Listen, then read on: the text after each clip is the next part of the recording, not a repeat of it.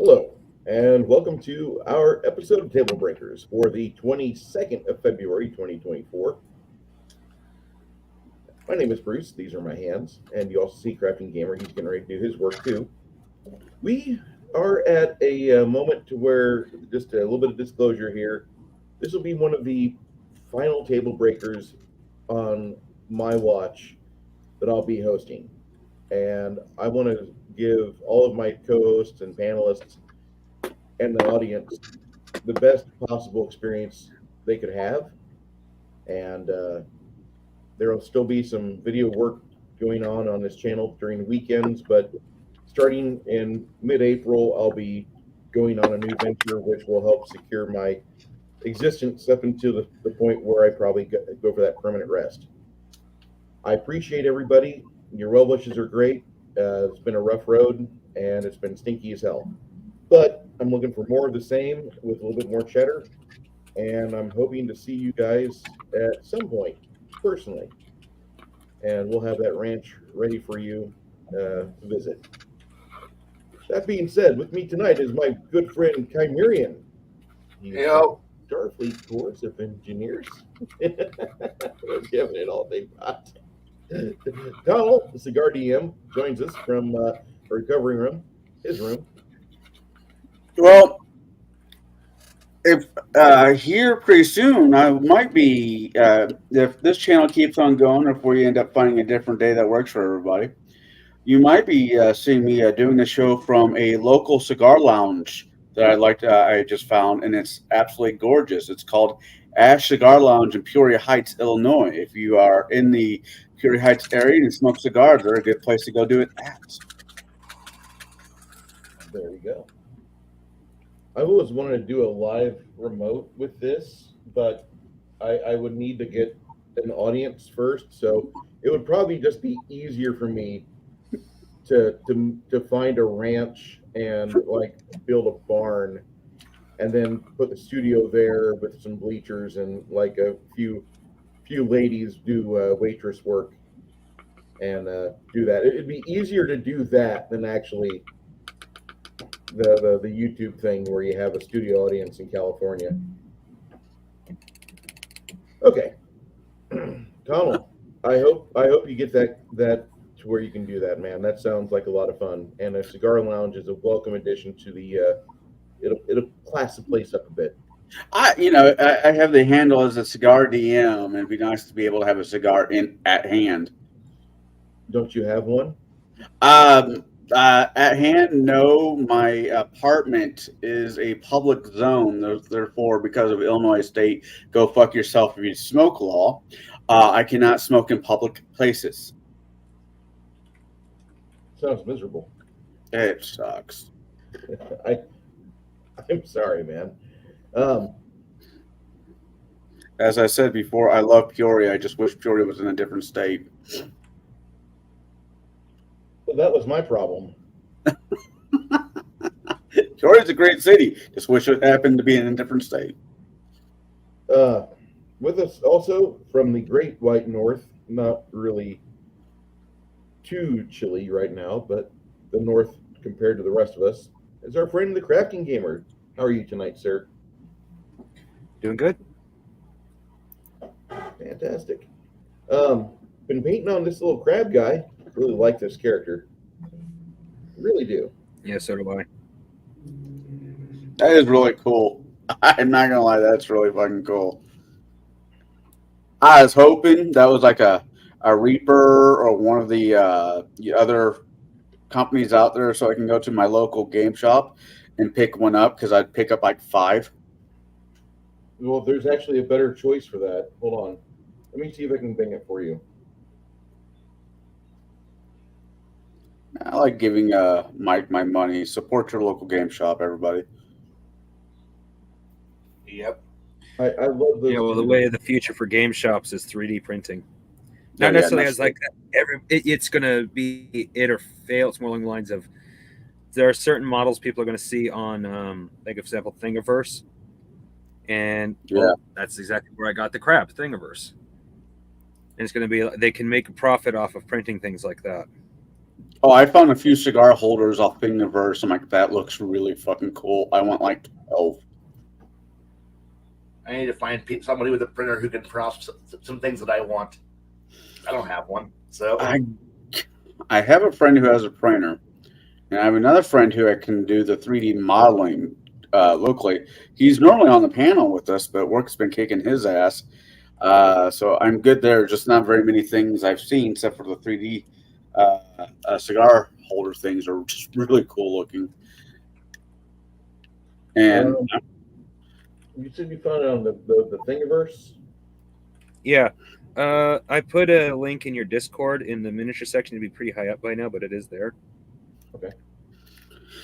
Let me go find that. Everybody. In fact, I'm pretty sure I have the same link in my Discord. If you want, I could put it fresh in yours. now, if only the guy that I game with every other Saturday, who has a 3D printer, would paint me out a freaking trash. Oh, depending on the Tarrasque you look for, those things are huge and a pain in the butt to print. There it is. Are they really? Yeah, but still got to be cheaper than $400. Oh, that is true. I'm just saying it depending on the Tarrasque you find you have to either print it in pieces or have a gigantic printer. Yeah, I'd be cool with pieces. I did a lot of modeling kits as a kid. I put together my share of airplanes and cars and other stuff that we don't need to talk about with super glue and pipes. For both Connell and Bruce, I put in the Thingiverse link to the crab in I just found it. the Tablebreakers. Oh, I just just as I added the We just Tablebreakers. found it. Okay. So we're talking about. I mean, I'm in a good mood. So my tone is definitely showing I'm in a good mood. If I get a little bit too hyper, let me know and I'll dial it back. I've just missed you guys. We missed you too, man. Like, we're gonna be just as excited whenever we get to hang out with Baron G-Rock again, because we miss him, and it sucks that he's going through the problems he's got. But I mean, these are things that have been kind of building, and like the thing that you had growing and metastasizing in you had to go get it taken care of, and he's got a different route he's got to do for him to go take care of his stuff. But it'll happen at some point. Oh yeah. And that, we're gonna be happy as shit. We're gonna be happy as barrel crabs whenever we finally get a chance to hang out with him. It is nothing better than getting the band back together. I mean, Yeah. There's a bunch of songs about, the boys are back in town and variations of that, talking more or less what we're talking about. Since I've been doing this, getting to know Kai, getting to see a movie with Kai, which we need to do more often. Crafty gamer, getting to meet you, and Bruce. Hell, we've been friends for Years, and considering the situation that we met, it was the best outcome. That's the best outcome, really. And I just like, guys, if you lose your girlfriend to another dude, and then like later on, like that guy is hanging out with some of your friends, and he's absent. The chick is she gone? Like, see if he's available, because more than likely she saw something she really liked in the two of you, which is getting closer to what she quote unquote wants. But as far as your selfish ass is concerned, he's probably going to be a pretty good friend of yours. The two of you are going to have a lot more in common than just being Eskimo brothers. Sorry. No, it doesn't matter. At least for our situation. Yeah, worked for us pretty well. We are talking about festivals, celebrations, and like circuses. We talked a lot about it last week, and before we got into like our second tier of stuff, I had to have you in here. I would have loved to have Bear, but Bear's busy, and I did not email him or message him like, hey, you want to join us for Tablebreakers? Because I haven't paid for Heroic yet, and I'm sorry. That's coming. That'll happen tonight. No. If he shows up, we'll figure things out. If not, we'll do the show without him. It is what it is. Yeah. I want to talk about festivals. I think festivals are a good breeding ground to kill your parties. I mean, make sure your parties have a good time. All Well, right, guys. You heard when it I from first him. thought of this topic, my thought was any sort of festival, be it the BS or the mystery, or even are you going to just try to kill your players? And Kai, if you want to jump in on this, you're more than welcome, sir. You're not going to hurt my Hey, feelings. if I need to say anything, I will. Okay. Kai bite his tongue. Never. This is a rare day. Remember this. Remember the 22nd of February, 2024, kids. Quietest day on record.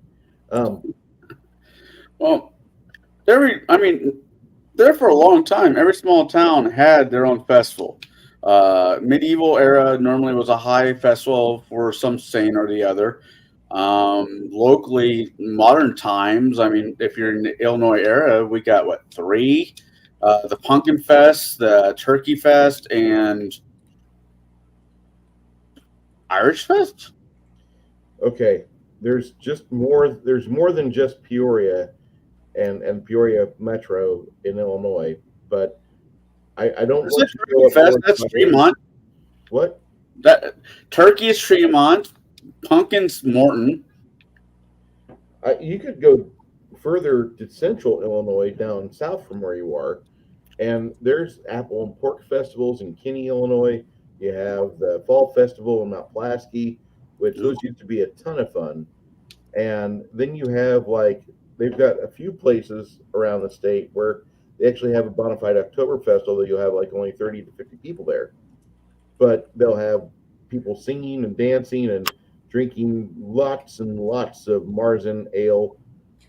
It's a beer. It's a lager, but don't ruin me with a good time. yeah, I know.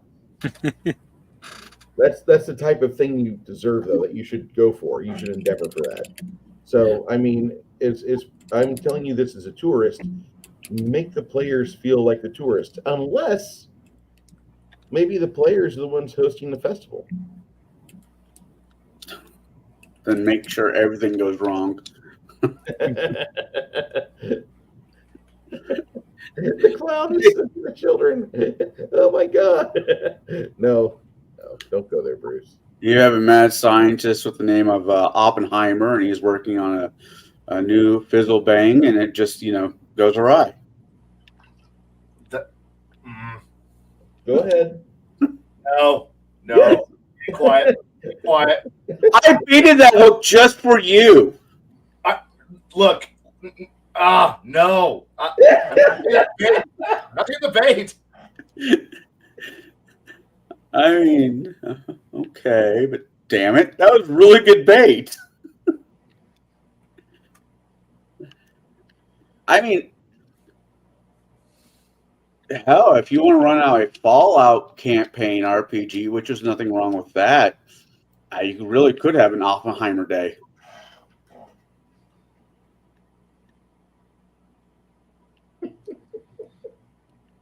Well, when it comes to celebration, something that we kind of didn't say last week that we kind of should have, humans will find any excuse they can to party. Look at St. Patrick's Day. We don't really need a reason to drink, but we found one. Yep. That includes for ancient and post-apocalyptic humans as well. They're going to want to have a reason to celebrate, even if it's something minor. Oh, look, this is the day little Johnny came back from the well. Well, we have nothing else to celebrate, so every year we celebrate little Johnny coming back from the well. We call it Little Johnny's Well. That sounded better in my head, but you get what I'm saying. No, that's fair. Even I know a lot of us. I will always love Pathfinder, because it really was. I mean, 3.5 was my first date to the prom, but I very much very much took Pathfinder home from prom. But there's a lot of high holidays in Pathfinder that they were just fun.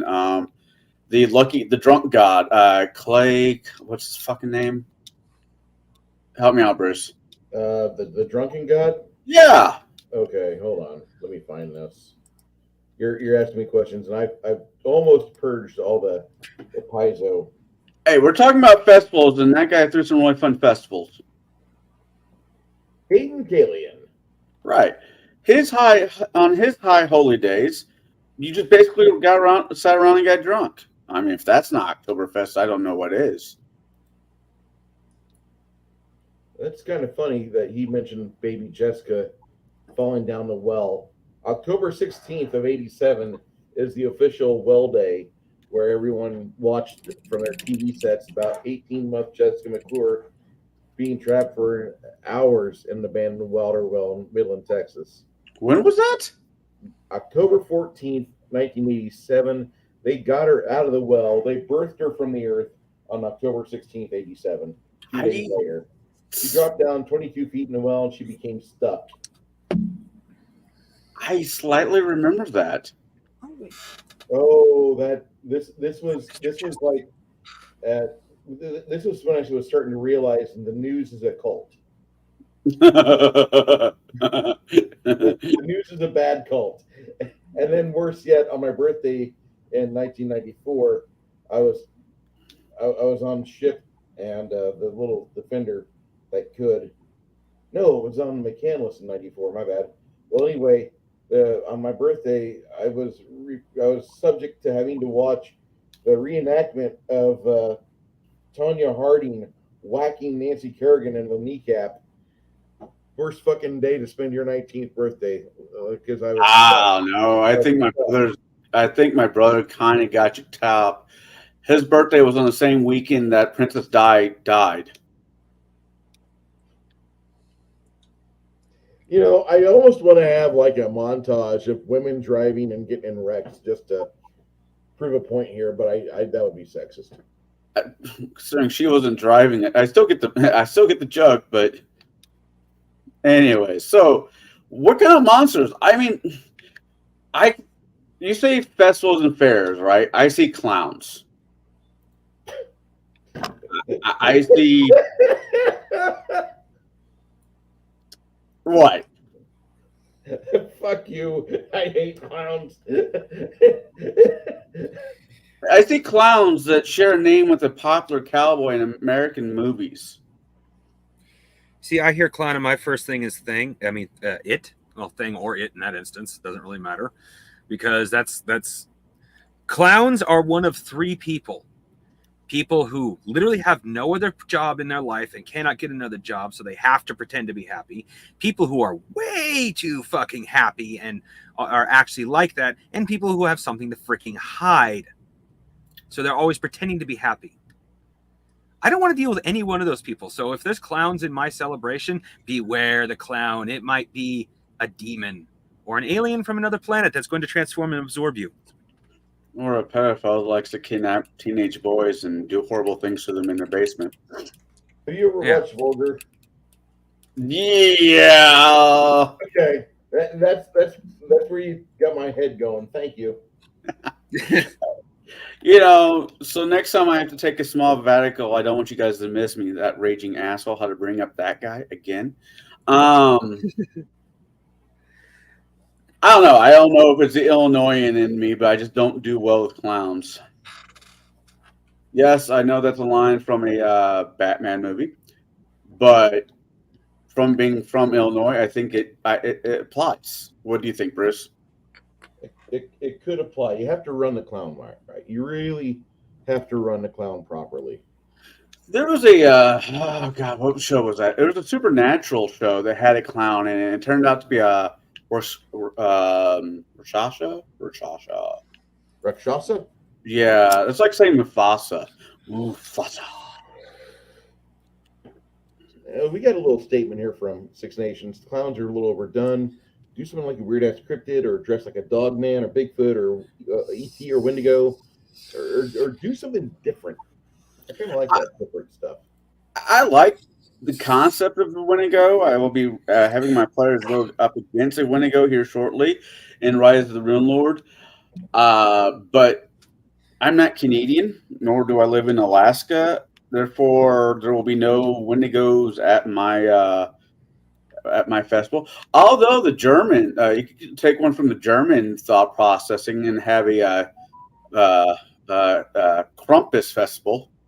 Why don't you just do a sheep squatch festival? Oh, there you go. Those gold leggings ain't gonna wear themselves. You could have a festival day where somebody has a beige overcoat on, loads their pants up with rocks to make it look like they've got huge thighs, but they don't understand what they've done wrong, and they're walking around on these bad high heels, and they say things like, "My name is Torgo. I watch the place while the master is away." Only if you had the world's worst theme music, and you could only do the scenes in 30-second segments. 24-second segments. Aw. Janet, you're Someday, I will get a Manos cape, robe, something, and I'll be happy.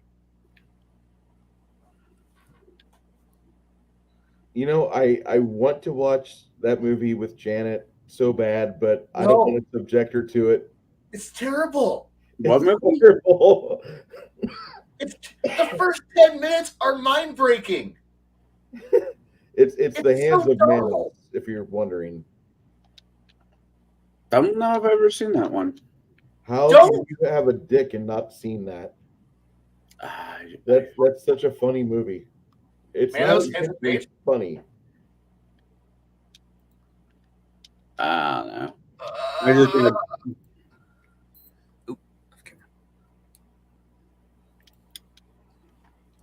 no. I just got watching Payback, the Mel Gibson movie, then watch Getting the Gringo, which is also a Mel Gibson movie, and I have a hard time thinking that one is not a sequel to the other.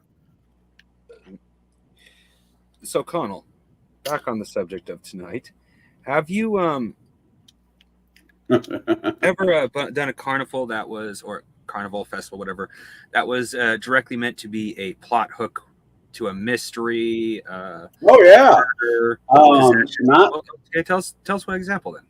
well. I had a group of people. It was around the holidays, Christmas, and there was a festival because all the soldiers were coming back from duty because for like a solid week, everybody basically got leave to go back home, and there was always a Yule type festival of some sort, and children started disappearing. And the party found out that the Krampus was stealing said children and giving them to his boss at the time to turn them into pies to serve to the people in town. Honestly, if our bard, had known it was a Krampus and would have had a chance to do a legend lore check and find out that only the bad kitties go in the sack and get turned into meat, into meat filling, I might have just been like, fuck them. It's like, guys, this monster is not our problem. But they're taking kids. They're taking bad kids. But they're someone's kids. They're not my kids. I agree with Ty way too much here. And at that point, people are like, but they're my kids. You're a shitty parent. Your kids are fucking monsters, and they're now dead. The world's a better place. We all get to move on with our lives. Excuse me. I need to go back to my bed and sleep for 4 more days. Fuck you. If you care about your kids, you do it yourself. We're all vets. The entire country, we all go into the service at childhood. We go do our term, and then we all go out and have kids. Guess what, parents? You were all vets too. So when the general muster came up to get the reserves up there and go find those fucking kids, you fucking didn't do it yourselves. Guess what, you fucking useless parents? Your kid is dead. Goodbye. So long. You could breed more. Wow, Kai, tell us how you feel about children. Kill them. Kill them. If they're fucking loud and they're stupid and they're fucking insulting monsters, kill them. Fair enough.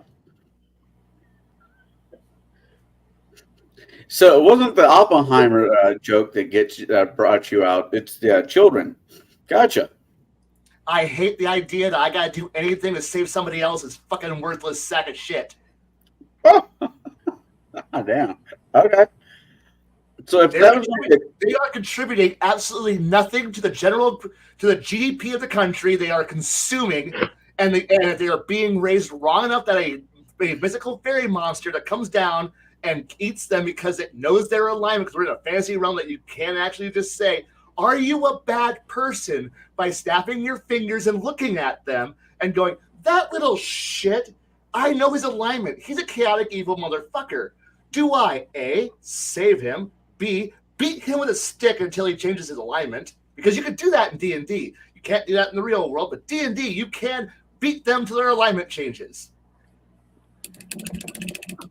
So you beat them till their alignment changes. Because you have the ability to, every day, put them in a fucking circle and look at them and go, "Yep, kid's still evil, beat them." And now, and you can do this with everybody. That's the best part. You have a paladin. He walks down. Good, good, good, good, neutral, neutral, good, neutral, neutral, evil. You beat him till they change their alignment. And we go on our lives. If we're going to play with hardcore fucking alignments, we can do this. I mean, The monster eats evil children. You fucking beat your kids till they're not evil or they die. It's okay. Either way, net positive for the setting.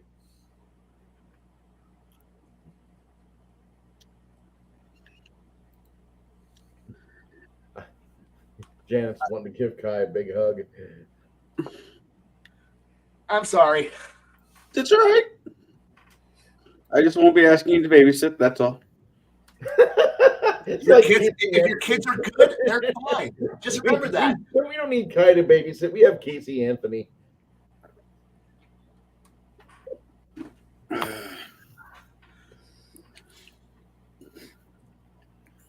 So, I'm just kind of wondering about the opportunity of, like, with festivals with you, Connell. When you run festivals, what is your goal as a GM? Because that's kind of what I think most observers or most players would be asking the GM when he says, you get into town and there's a big set of colors that aren't usually present here. They've got banners and flags. You see streamers. You see people dressed up to the nines. You see marching band, or you see things going on that shouldn't be going on Tuesday, but it's going on. What's your goal? Well, if I'm doing a festival of any kind, there will be. I would like to make the festival more of a skill challenge than it just, oh, look, there's somewhere, or, there's an archery there, or there, fighting circles. No, I kind of want them to have skill-based games. Find a way to, so the players can look at the sheet and say, oh, wait, I have something other than attack. So I will scour the interweb to try to find riddles and games that I think are appropriate to my mouth to what's going on and run it that direction. That's kind of my goal. Is there's nothing wrong with, like, Jade and his campaign will do the wild hunt where you go hunt monsters for points, and it's fun. I'm not saying it isn't. God, it's part of his campaign rule I really enjoy. But when you have, let's say, a couple other guys at the table that don't really do the combat thing, but they want to do puzzles, I think it's a good chance to have a mixture of everything. And granted, I try to do mine more skill heavy.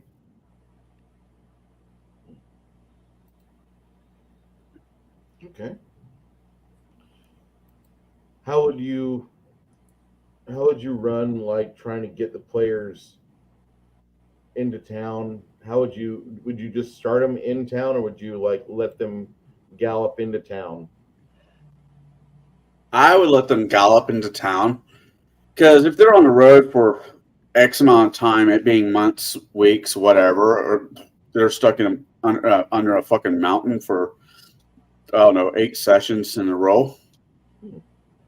And when they get in town, they're going to be very much, hey, let's stick in town for a quick second, see what's going on. And while they're in town, there's the hook. Oh, this town is having a festival. Oh, that's neat. Let's see what we could find.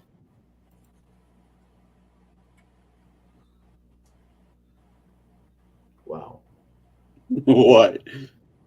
No, just kind of. I was thinking you had more planned out than that. Duh, man. I was thinking you had like bullet points of like things that the players.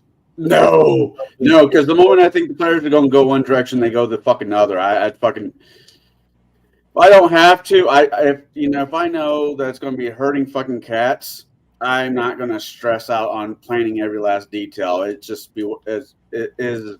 It's going to be what it's going to be. But I am going to make sure I have, like I said, the games, the riddles, and so forth planned out. Other than that, it's like taking a kid to Disney World. Let the kid be a kid. I'd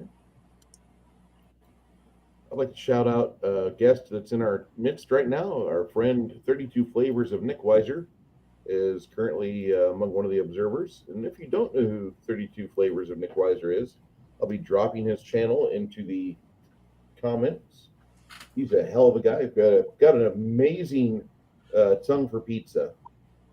So if you like pizza, if you like movies, if you like toxic masculinity, we just reviewed episode 122 was Flash Gordon on Tuesday night. Yeah, I did that a couple of weeks ago on my channel. Yeah, amazing movie, fantastic film. Are you sure you're giving them the right drugs?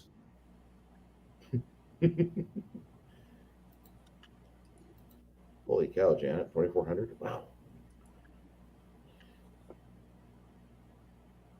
Yeah, we had a lot of fun with this, and he does movies on Tuesday nights where he talks about toxic masculinity in films, and then he does TNT on Thursday nights, which is more of a political pop culture discussion. He does a lot of pop culture commentary, and he's a real nice, approachable man, very, very easy to get along with. Has a lot on his plate, but he balances it very well, and I give him a lot of credit because he's a younger character, and he's got his life pretty well taken care of. Occasionally, we'll be in a panel. We'll be The bachelor party with Tom Hanks. Holy fuck! Yeah, we're watching that next week. I almost want the invite for that party. Jesus. Yeah.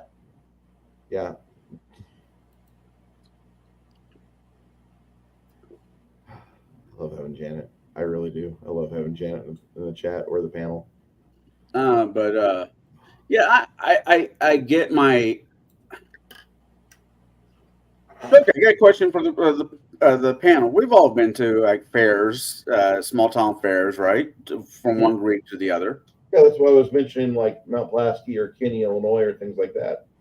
Right. So you have a micromanagement. Yeah, let's say you have two parents. One parent, the dad is more relaxed, cool, just go with the flow, and you have a micromanaging mother. Who's going to be more fun to go to the fair with?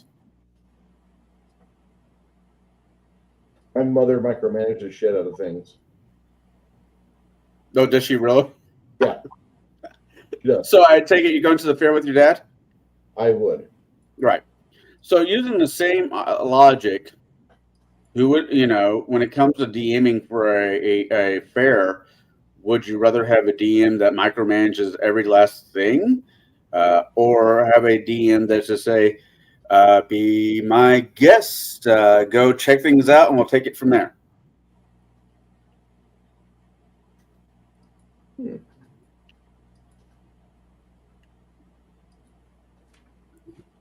That really, in the end, depends on what kind of GM he is. Because, for example, if he's really, really good at micromanaging, then it's not really going to matter. If he's really, really good at just swinging it, then once again, it's not really going to matter. It's only when he starts telling you how you should and should not play in his game that the micromanaging really becomes a problem. Yeah, that's where I try to stay away from as a person myself. I don't want to micromanage a game. You're gonna say there, Kai? I am exceedingly gun shy as a player. I don't know what the hell I am as the GM, but as a player, I am exceedingly gun shy because I have that Pavlovian response now of I'm about to have fun, and then the GM kicks me in the nuts, and I don't get to have fun, and I get to go sit back in my corner, and then wonder when does fun start, and hey, fun's about to start. I get to have some fun. Not you. Everybody else gets to have fun. Okay. I'll sit in the back. If you need me, I will fucking own this story. But I won't do anything because I'm used to every GM being like, no. You can do whatever you want, except for that. That thing you want to do, you can't do that. Can I do this? No, you can't do that one either. Okay. I'm just gonna sit back here and put my roller skates on. You can just pull me behind until you need me. And then I will do something cool, and then go back to being in cruise control mode because I don't get to play very much. And when I do, it's a goddamn fucking railroading one shot where I don't get to do fucking anything, and then I get to go back to being nothing again. And yay.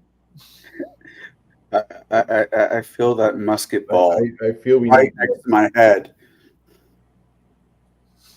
I'm gonna have to do something for Kai here on a Sunday or something. Musket ball? No. That's a goddamn Napoleonic 25-pounder right there. Hey, so I love you, Kai. Uh-huh. So when's the next time you're gonna go catch a movie? My treat. Oh, I've got a few lined up come summer. All right. I maybe Dune in a few weeks, but summer probably when I will do something fun again with friends because the movie slate for the next couple months sucks. Oh, I don't know. Ghostbuster got me excited. It's a movie. I'll be happy. Okay. I'm hoping it doesn't suck. That's all I'm gonna say. Hey, it has the original cast. Well, all the ones that are still amongst the land of the living. There's a few movies out there that like they've got me gun shy of things. There was a movie years ago called Three Amigos, and it was supposed to be a funny film, but it had Chevy Chase. Steve Martin and Martin Shorts. Yeah, and I'm not a big fan of Steve Martin and Chevy Chase together, and they really like Chevy Chase. I just don't find funny. Like he's that bumbling white guy that's a template for the dad that can do nothing right. But he's really good as Clark Griswold. He doesn't change characters much at all. He really doesn't. And I love him as part of my childhood, but I don't want to watch any more of the things he's done because I just like I've seen this joke when it was funnier the first 30 or 40 times. I don't know. But a lot of people like Chevy Chase and a lot of people like the movies he does. Like that's some very comforting thing for them. That's what they like doing. I like watching Steve Martin in All of Me, and that's one of my favorite movies from '84. '84 is one of my banner years for films. I think All of Me is probably the highlight of his comedy career. But then again, I also have to tell you that I've never seen The Jerk. So. Yeah. There's people I know that if they heard that, they're like, "Oh my God, stop what you're doing! Go watch The Jerk." Okay. But back to the. So we're talking about festivals and other things. We're trying to at least. Yes.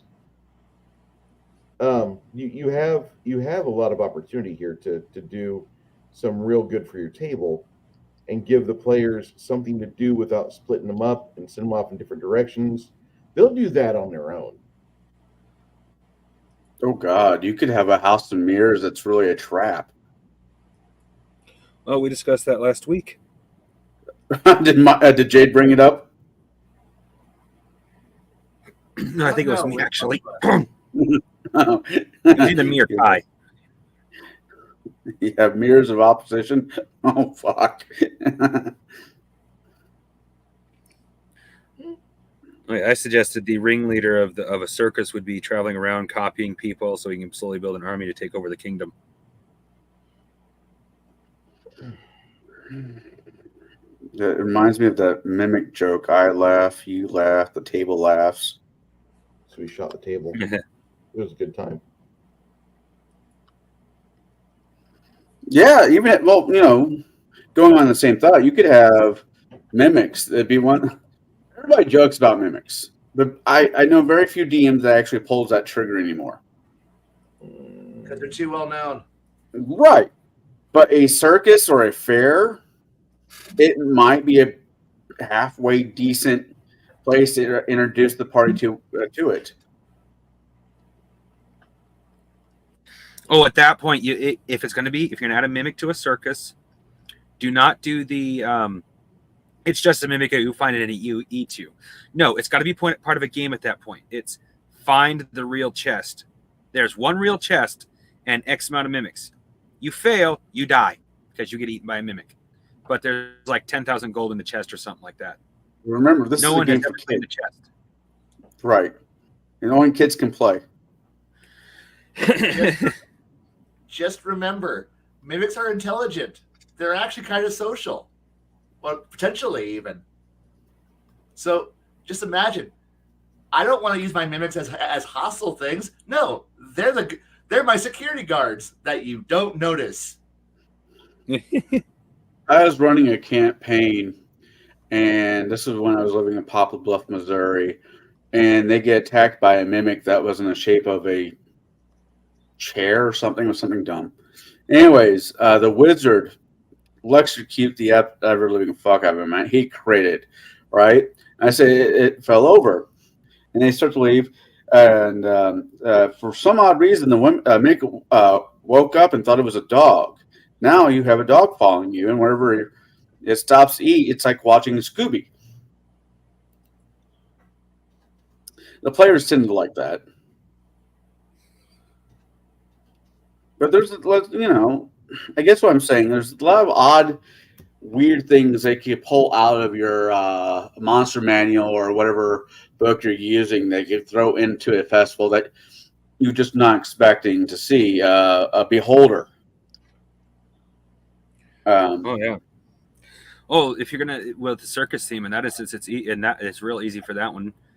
The parade of freaks or whatever it's called, when you have the stuff that nobody can recognize. At that point, you can pull out just about any creature from D&D. I understand why alignment has its place, but as a DM, I don't think I should have to be tied down to it per se. I agree with you, but just remember, if the GM enforces it, abuse it. Abuse it to no end. If he or she goes, this is how that we are hard, like alignment exists. We are following the goddamn 9-directional axis piece of shit compass. Abuse it. Abuse the GM. Abuse his setting. Make it so painful to the point where they just either throw you out of the game or stop using alignment. It's a great idea. Show the GM the hypocrisy and the evil and all the harm that using that fucking grid can actually do. Make it utterly misery-inducing. Because if you have to play by the rules, make sure everyone else is as well. This is the lawful evil asshole part of me kicking in and going, look, if I have to follow the rules, everyone else is too. And the moment I find that the rules are being broken, I'm going to break the fuck out of that culture and civilization. I will find a way. Either you kill my character, you throw me out of the game, or I kill it, or I break civilization. Either way, I win.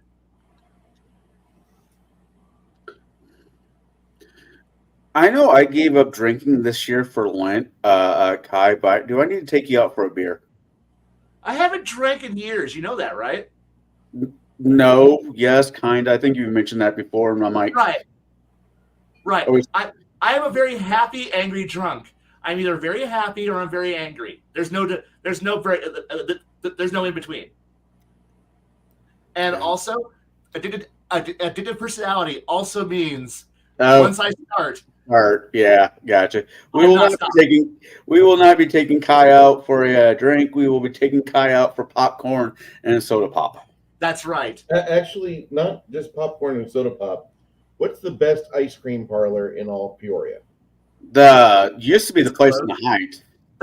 It closed. Fuck. Spotted Cow closed. Oh, I think Elmox or something mock. And Cold Stone is definitely not a good ice cream place. No. No. I don't know if Peoria really has a good ice cream place anymore. No, we got Baskin Robbins and Culver's. That's it. There was two ice cream places in the Heights. Spy Cow was one of them, but they moved over to where Family Leader used to be. You mean that weird one that had that weird place that's right on the Heights that's kind of has this that's like in this little brick building. Yeah, that little place. It's okay. I mean, it's overpriced yuppie shit ice cream, but fuck, I mean, it's ice cream. I mean, sure. And I can go buy Baskin Robbins and it's just as good. Oh, see, I don't see. That's a whole different conversation. Yeah. That we'll have to have at some point.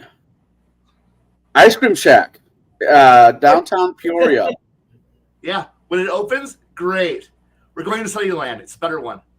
Yeah, and I don't feel like I'm going to be shot or robbed. I mean, Right. I didn't say that. Yeah. What do you guys think about popping a creature like this on like a 15th level party?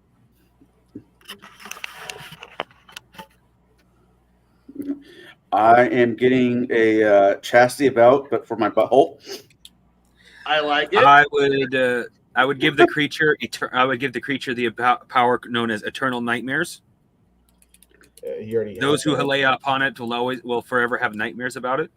Actually, what was the James Gunn movie back in the day? Slither. Slither? That's a good movie. That kind of looks like what that guy was becoming. Yeah. Honestly, I would love to drop that on a party. The running of it would be a difficult piece, though, Kai, because if you had that at the festival, running things, or at least one of the main parts of the festival, like as soon as you turn your eyes from it, you forget all about its presence. Oh, That makes it the legitimate best security guard you could possibly, like, monitoring security guard guy you could ever want, because you forget it exists, and it literally is just watching you. Those tentacles are like between every booth watching you. You think you see it, then you don't, and it moves, and then you look back, it's not there. reminds me of that alien from Doctor Who. Yeah, It was during the Matt Smith years. yeah, one of their best monsters that came from his era. Yeah. That was a really good. It's a good concept. I like it. I like that kind of monster. But then again, I like the idea that we start running monsters like that. You have to run them like it's like, you're playing a game of Cthulhu where you're fucking with them, where you thought you saw it, but did you? You look back, it's not there. Then you move on, and it's just you're playing with their minds. You go full cryptid garbage on them, and you have fun playing with them. Where they're sure they've seen it, but nobody else saw it. Of course, it's crazy. And then and then you can just have the monster when one player goes around the corner and looks at it. Have the monster, I don't know, give them like ice cream cone or something, or say hi to them, and and then have the monster one of its many heads reach around and whisper in an ear, "No one will ever believe you," and then have it leave. So we've grown to name it Bill Murray Yes. because he's been noted to say that a few times to fans that he has run into. And I've known other people to do that. Like once you follow it, it's like once they've heard it, once you know it, it's a trick that works. Especially if you're doing something that nobody expects. And like, there's nobody. So, and just think, is your party really going to believe you if you come back screaming to them and go, okay, so there's this monster that has 18 skull tentacles, and oh fuck, and it whispered in my ear that, oh, and everybody else, no, we don't fucking believe you, man. Which is kind of sad, but still funny as fuck. Right. I mean, you gotta fuck with players. I mean, you gotta fuck with them because if you make everything instantly auto hostile, where they have to go out there and beat it with sticks until it dies. It's on the battle map. We have to kill it. Oh, right. Right. Murder time. And it's like that hot chick in high school that hits on you. Then you go to tell your buddy, but no one believes you. Right. There's no way in fuck she wants to fuck you.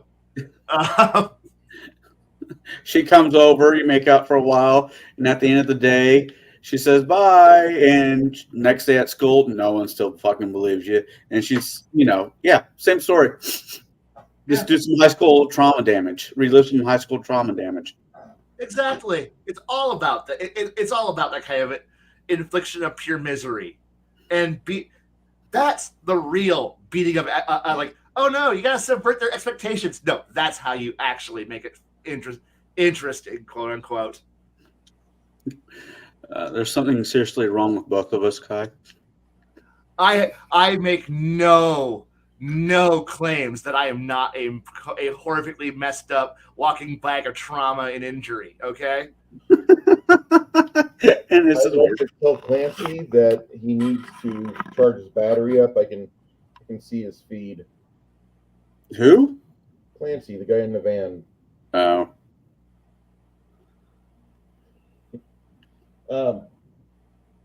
I think something like that would be great, but there has to be a moment, like when you're doing this, the moment where you start popping miniatures on the table.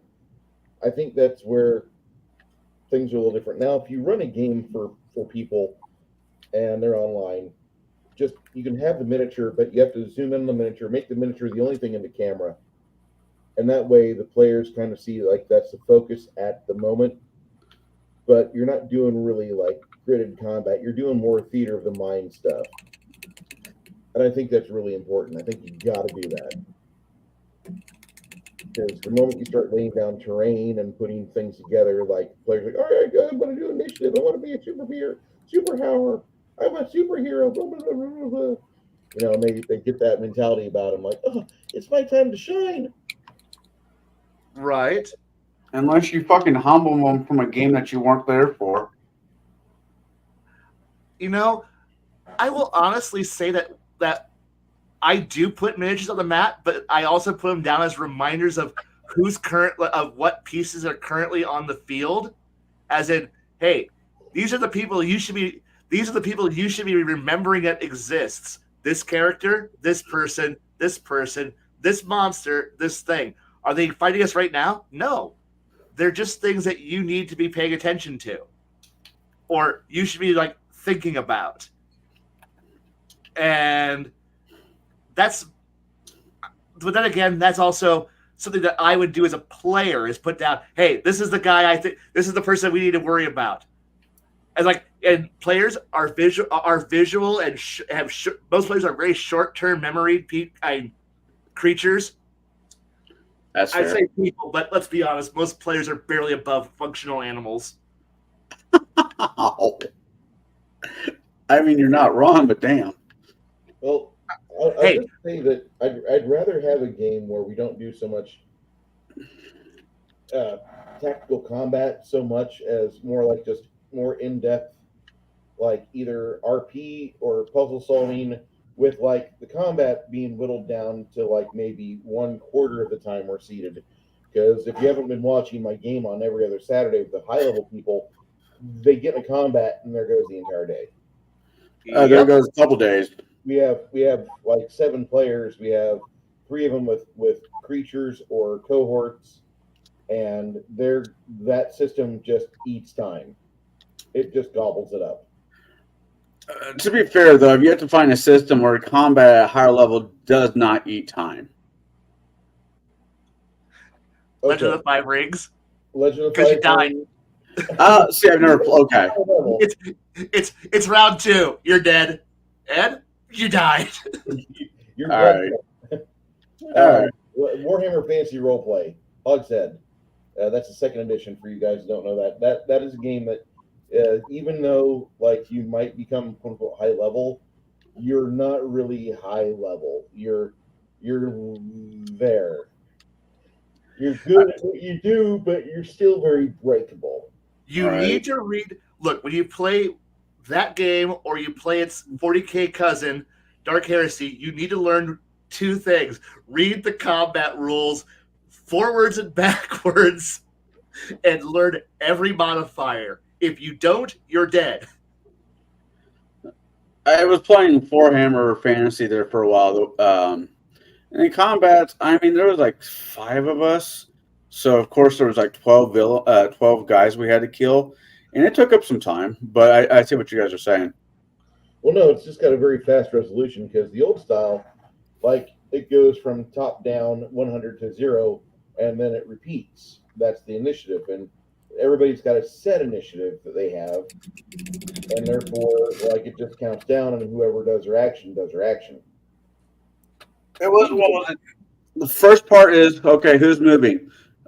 Pete, Andrew, Matthew. Y'all did your moves? Yeah, we did our moves. All right, their move. Okay. All right, combat. Andy, it's your turn. Okay, Paul, now it's your turn. That's basically how it was ran. I don't know if the DM was doing it wrong, but that's how he ran it.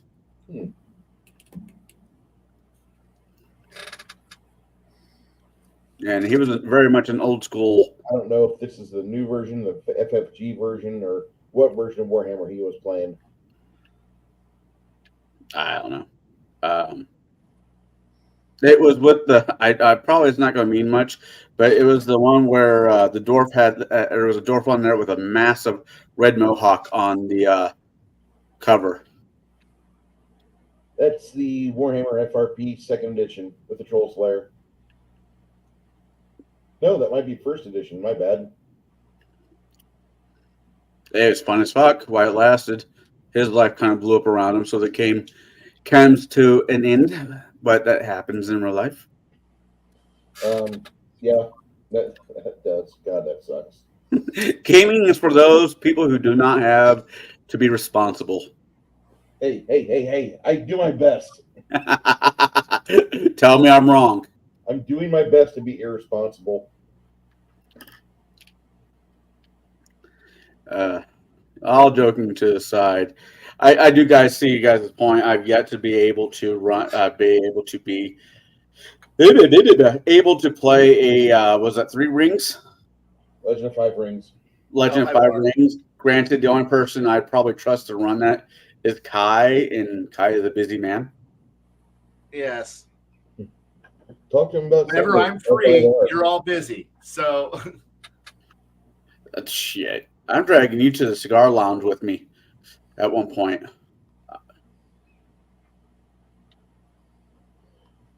So, what other things would you want to do with the players there, Colin? You got them at the carnival. I mean, they're kind of stuck there. You can't call them Uber. You're in medieval times.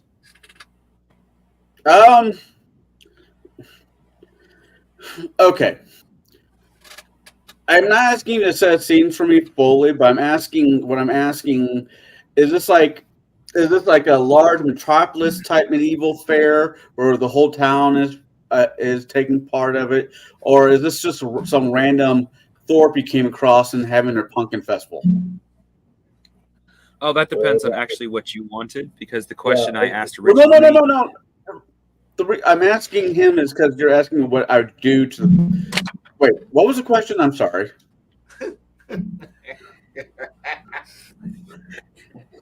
Hey, I was on a high mess. I was on some really strong medicine for a while. They call that a certain type of brain effect.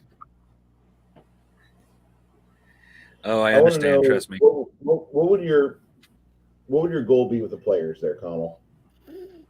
Two things. One, to make sure they relax, because I'd probably throw a fair or festival at them at the tail end of a heavy, couple weeks of encounters, or So Or- say that you're coming back to Ottawa after you've gotten some bounties in on some truckers, and like when you go to Ottawa, you find out like they've got a sword buyback program, and so instead of you selling your ship for like half price, you go to Albertsons and Montreal and like get these vouchers for when you go to the sword buyback, they give you vouchers for like $300 Canadian dollars for like some crappy longsword, and you have like 50 of them because you just came off a bad adventure.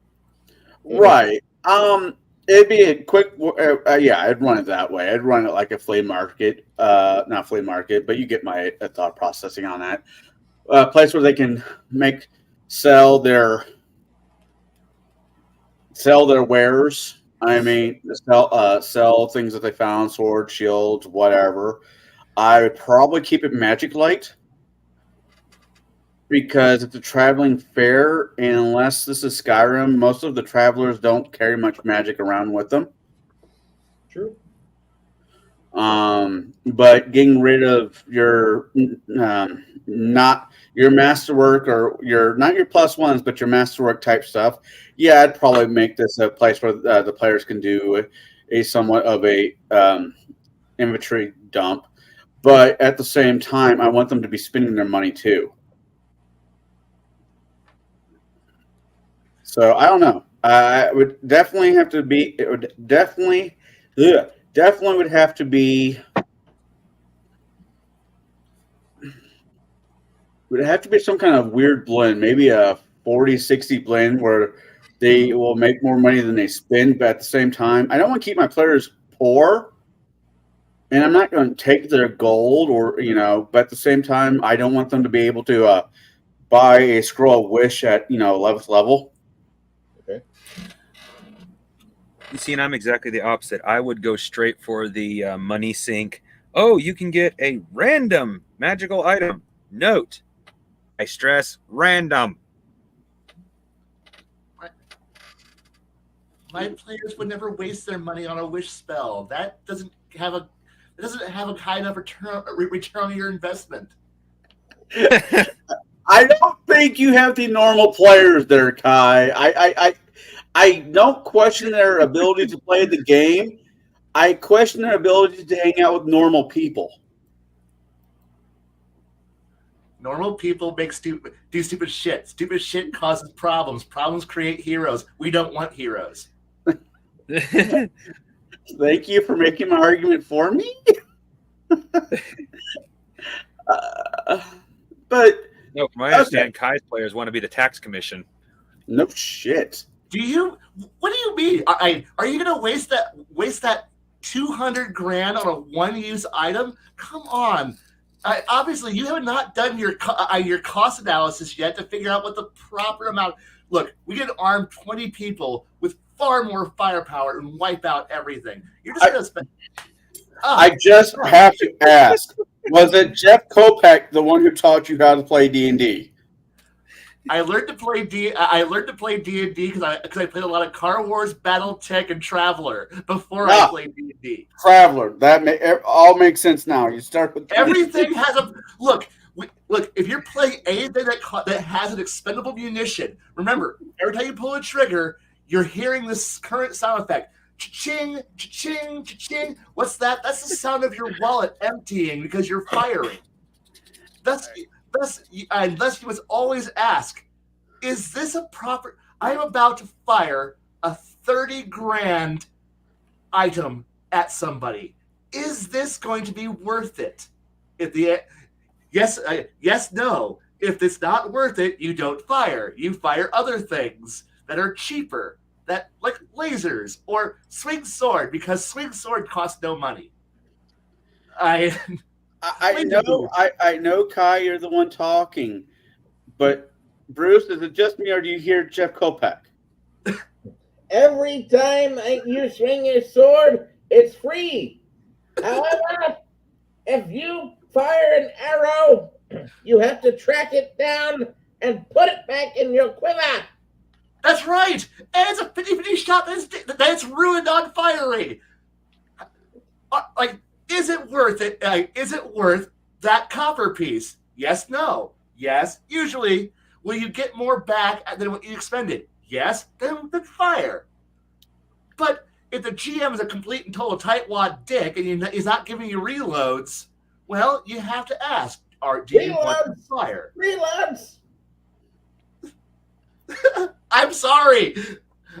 No, it's great. I mean, no, I'm not making fun of you by saying this whole Jeff Kopech thing, but when I first started playing 3.5, Kopech was at my table, and everything that you're saying was more or less what he said.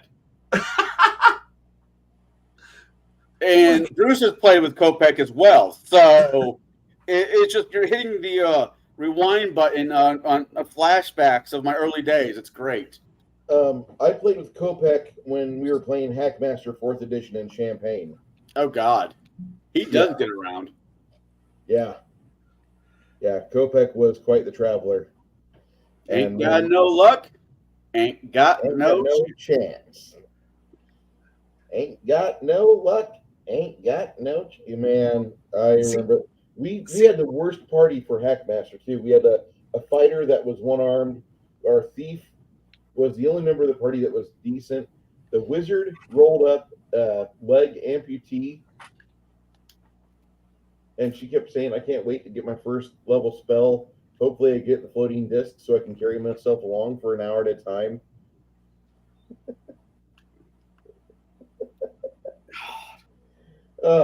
See, I only know all this because of one simple fact.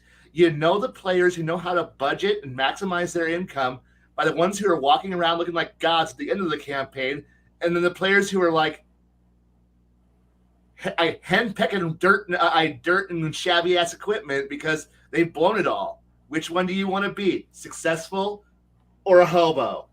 Success? Poor. Awesome? Having to beg for a job when you're a 12th level character going, man, I need a job so that way I can pay my bills, when you should be secure in your income and prosperous. And be able to look at the average king, I will pay you $2,000. I can't wipe my ass with that much money, man. I'm sorry. Up the income. But no, I make that much. I make that much in a month, bitch. Pay up. I pay up or go somewhere else. Find some other poor hobos to work with. When I play with Jeff Kopech, I swear, this is what I get. The Ron. Yes. Frankness, cut the BS. Capitalism, God's way of determining who is smart and who is poor. Facial hair, full, thick, and square. Nothing sculpted. If you have to sculpt it, that probably means you can't grow it. Living in the woods means living off the land. Rage. One rage every 3 months is permitted. Trying to hurt anyone who doesn't deserve it. There's another one.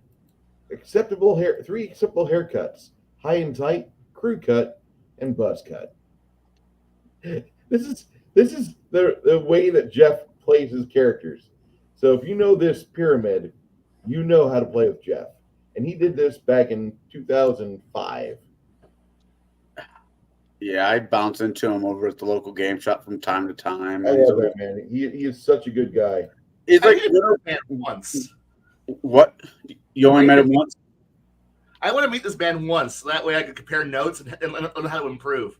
He's always asking, "Hey, when do you know if there's a game going?" I'm like, So he's always on the hunt. And he has a killer comic book collection. I just want to meet other people who think like I do, so I can figure out how to become a better person. Well, admittedly, I'm trying. You can ask Bruce. I've already tried to. I'm trying to secure at least 3 different ways to make money long term. Take it slow. Build up towards it. Don't. Well, they're Don't all three of them are very. One of them is very slow because it involves cattle. One of them involves advancing my castle so I can start doing more with it. Well, not castle, but fort. Okay. And the other one is not that much because it's just collecting seaweed from a lake that's not that far away for potential sushi for my family because we're Oriental. Okay. Okay. You all right, Kai? I'm going to shut up now. Go ahead. Let me be quiet. Let somebody else talk for a bit. I'm okay with you talking over me. I think the show needs, like Christopher Walken said, we need more cowbells. In this situation, we need more Kai. That's what Saturday is mostly for. This is for all the rest of you. I'm just here for color commentary. Saturday is my actual day. Saturday's my time to shine. That actually makes so much fucking sense. I don't know. Well, here's a question then. Anyone's welcome to answer. When you do festivals for your for your game, will you always have some sort of theme? Do you just randomize it, or do you always just go with this is the holiday of this area? Period. Not necessarily themed, but this is the holiday. I try to keep most of my festivals, religiously based because that's how a lot of them were started back in medieval era, especially with Christendom, yes. So if there is a temple of whatever god, there's this line from Cole the Conqueror. It was a horrible movie, but with some really fun lines in it. Let men worship what gods they may was probably the one that stuck out the most with me. So if I'm doing a festival, I'm going to wrap it around some kind of church. If it's I'm not going to do any of the most evil deities don't have a church out in the middle of main square high. I'm sure there's a few, but a lot of them don't. Anyway, so I make sure the fair is wrapped around that deity's ascension, something to do with it. And when it goes back to Pathfinder and with the drunk god, there's a festival on the day that he became a god. There's a festival on the second day he became a god. And there's a festival on the year that he became a god. And so forth and so on. So I just kind of wrap it around that.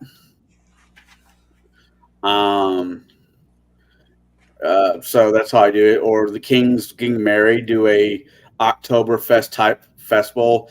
The king his wife died when they're young, and he's finally found a new bride that he's in love with. So the whole kingdom is basically on festival for the next 2 weeks or whatever, a lot Oktoberfest. Keep it that way. Keep it simple. Make sure it's either attached to a god that is worshipped in that town or to something going on. The king is getting married. The king's having the birth of his first child, so forth and so on. Because it'll build onto the world building that you want in your campaign anyways. And B, I don't think all parts of the game needs to be somewhat attached to real life, but to me, it's easier if festivals and shit like that are, because I love medieval era stuff. I do it as a hobby.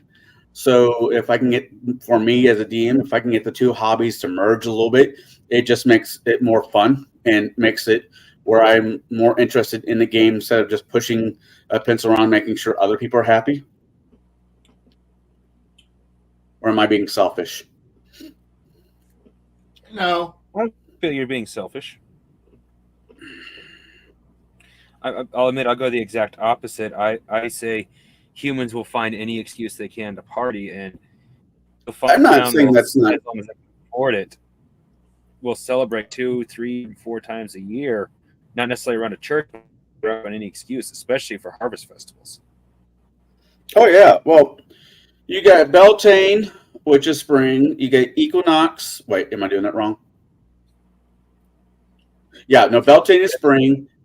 Equinox is fall. So there's 2. Then you got your winter celebrations. Then, harvest. Hey, we made it through another fucking winter festival. So, Yeah. you're not wrong. People will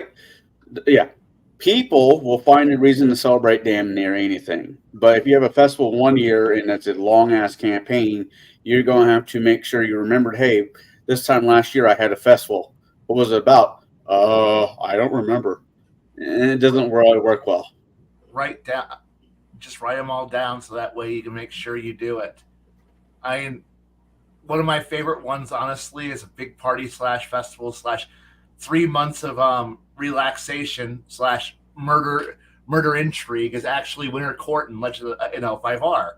It starts when winter starts, it ends when winter ends, and it's 3 months of nobles manipulating each other at a party for 3 months, and then 1 or 2 people might die because somebody made the faux pas of getting actually angry, even though everyone's angry, everyone's pissed off, everyone's manipulating, except for that one cocky fucker who's playing everybody for laughs and gets killed anyway. And it's fun. Or you can always just have if you want to pull a page out of Exalted, you can always go with the greatest holiday ever, calibration. When the calendar resets, it's like we use a 30-day calendar, but what about the extra 5 days? They don't fit. The gods just turn off the world for 5 days. Literally. They just turn off the world. They turn off like the gods go into vacation mode for 5 days. It's like the whole world like the powers that be go, hey, we're going into server maintenance for the next 5 days. You can't spellcasters, but what do we do for 5 days? Nothing. Oh, at that point the veil between reality and the spirit world gets thin. But even the major even the major hell spawn of the abyss go, nah. We're in server maintenance day. We have 5 days of server maintenance. We're doing all the back end work on the world for the next 5 days. Just don't do anything stupid, okay? And the whole world. But what about all our cool special powers? Everything's offline. What? Just get drunk, have fun, party. Do whatever mortals do for 5 days, okay? And all your superpowered characters are also all your magical creatures are like, but are you telling me for 5 days I'm not immortal? Yep. I'm gonna go hide in a hole for 5 days until my powers come back. Yes, smart idea. I'm going to take this 5 days to go down into hell and go talk to the great Lord of the Abyss. And the Dark Lord of the Abyss is like, who are you? Hey, it's calibration time. Ah, fuck. What do you want? I just want to ask you some dumb questions. I'm busy, right? No. Fuck. Okay, fine. Tea time. I'll take a break. And that's the time you actually go talk to the main villain and go, hey, do you have to be a dick? Yes. Why? Here's why. Man, that's kind of stupid. Have you thought about therapy? No. Would you like to think about therapy? No. Get out. Okay. Better yet. Yeah, but do you know any therapists? Yeah. I'm one. All right. Sit down. We're gonna talk out my problems. Good. 5 days later, I still have problems, and I got powers again. Get the fuck out. Oh shit!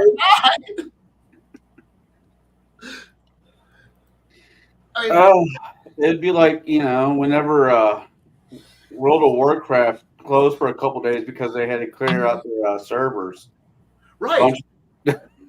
Wait, what's going on? Sorry, for maintenance, we're going to be down for 24 hours.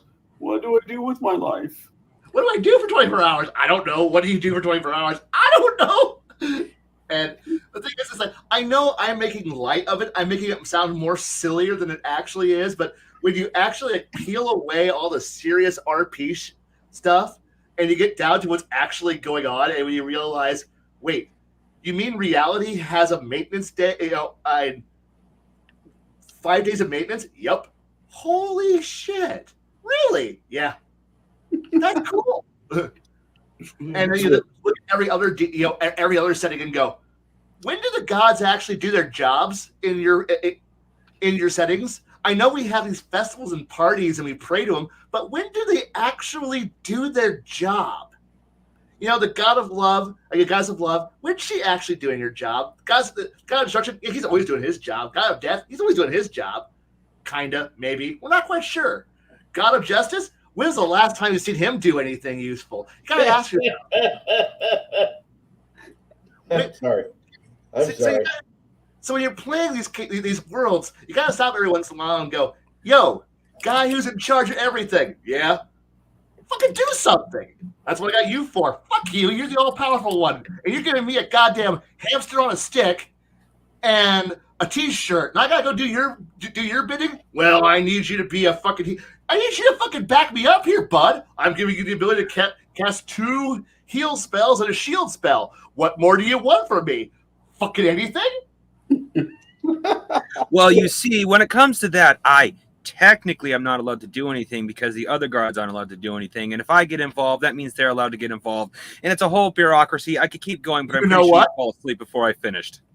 All I heard is that there's a whole fucking a whole fucking pavilion full of you useless shits who ain't doing a goddamn thing in creation. The world is, you might as well not exist. Well, who's gonna grant your spells? Hey, yo, Sork, yeah? I know the current edition, you can cast heal spells now, yeah? Who do you get your powers from? Nah, my dad fucked an angel once. Cool. Guess what? What? You've been replaced. And the gods, you can't replace me. We just did. Got a sorcerer now. And he doesn't need to ask you for permission. Yeah, we're all cool now. Guess what? We've replaced you fuckers. And I'm gonna send some. What are you gonna do? Send some impotent guy with a goddamn rat flail too to fight me? Come on, bring it, fucking bitch! Like, you could just go to my festival and be happy. Nah, because you don't fucking do anything. Why the fuck are we celebrating you? You haven't done shit. I grant you the ability to come back to life after when you get killed. Yeah, cool. And 2 more deaths, I get a goddamn fucking free ice cream cone. What else are you gonna do for me? Yeah. Sure. That does it. I'm taking Kyle for ice cream.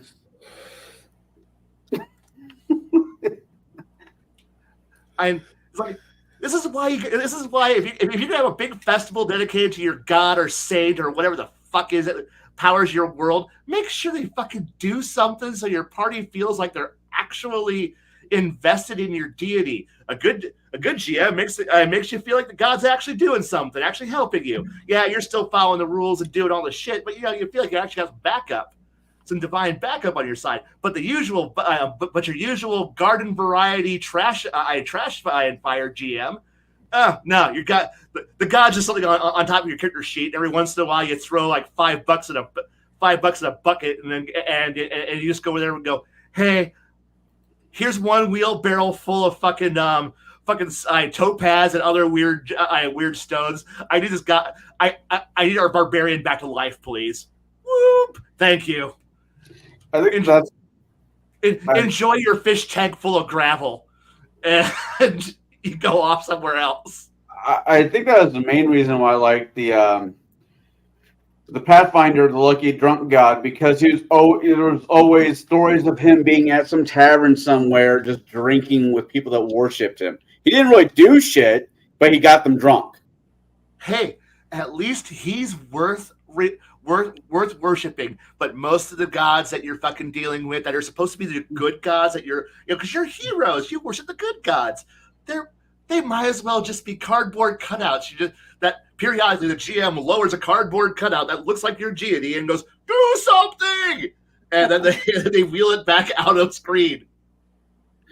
They're all cardboard cutout, and they're doing the same stance that the guy from Happy Days, the Fonz, does with his 2 thumbs up. Hey.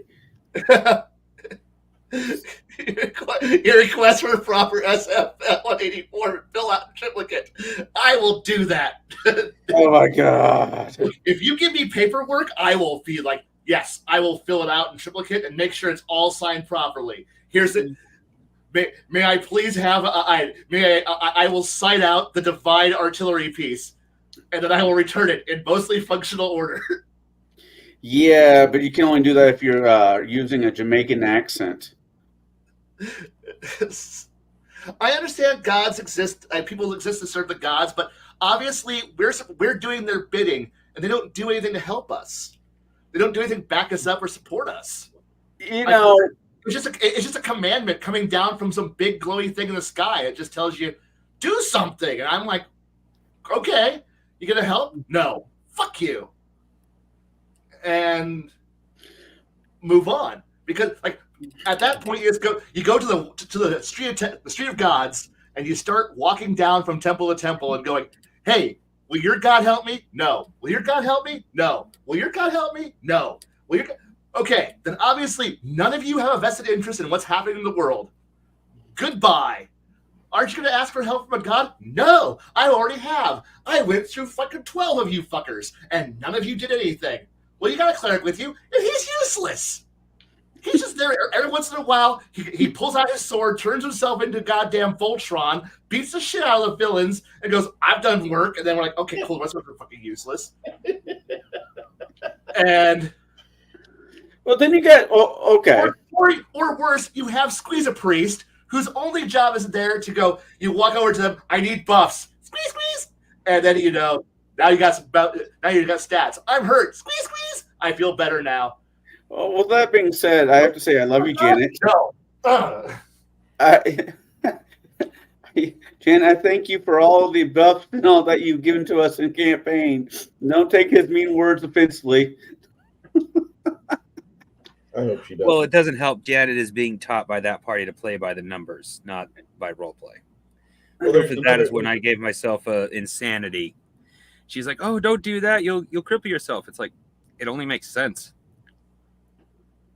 There's a reason why I brought her into the other group as well, into the low level basic game group, because I wanted her to play with people that, without having a valid direction of the rule set, they at least had an idea of how they wanted their characters to be. Yeah. and therefore they're performing their characters' actions as best as they can. Was it you, Bruce, or somebody said Pathfinder? The basic model of Pathfinder is to be murder hobos because that's how they made the game. No, it's not that. It's the fact that they stayed very close to the 3.5 design document until they were ready to print it and said, "This is the most original, best game ever." And they said, "Look, we have CMD, we fixed grapple. Take that, 4th Ed." Oh, so I'm at my shop not that long ago just to see how things are going. And I hear this girl says, "I want to rub my CMD all over your CMB." And I'm like, what? Like, I don't think they meant it that way.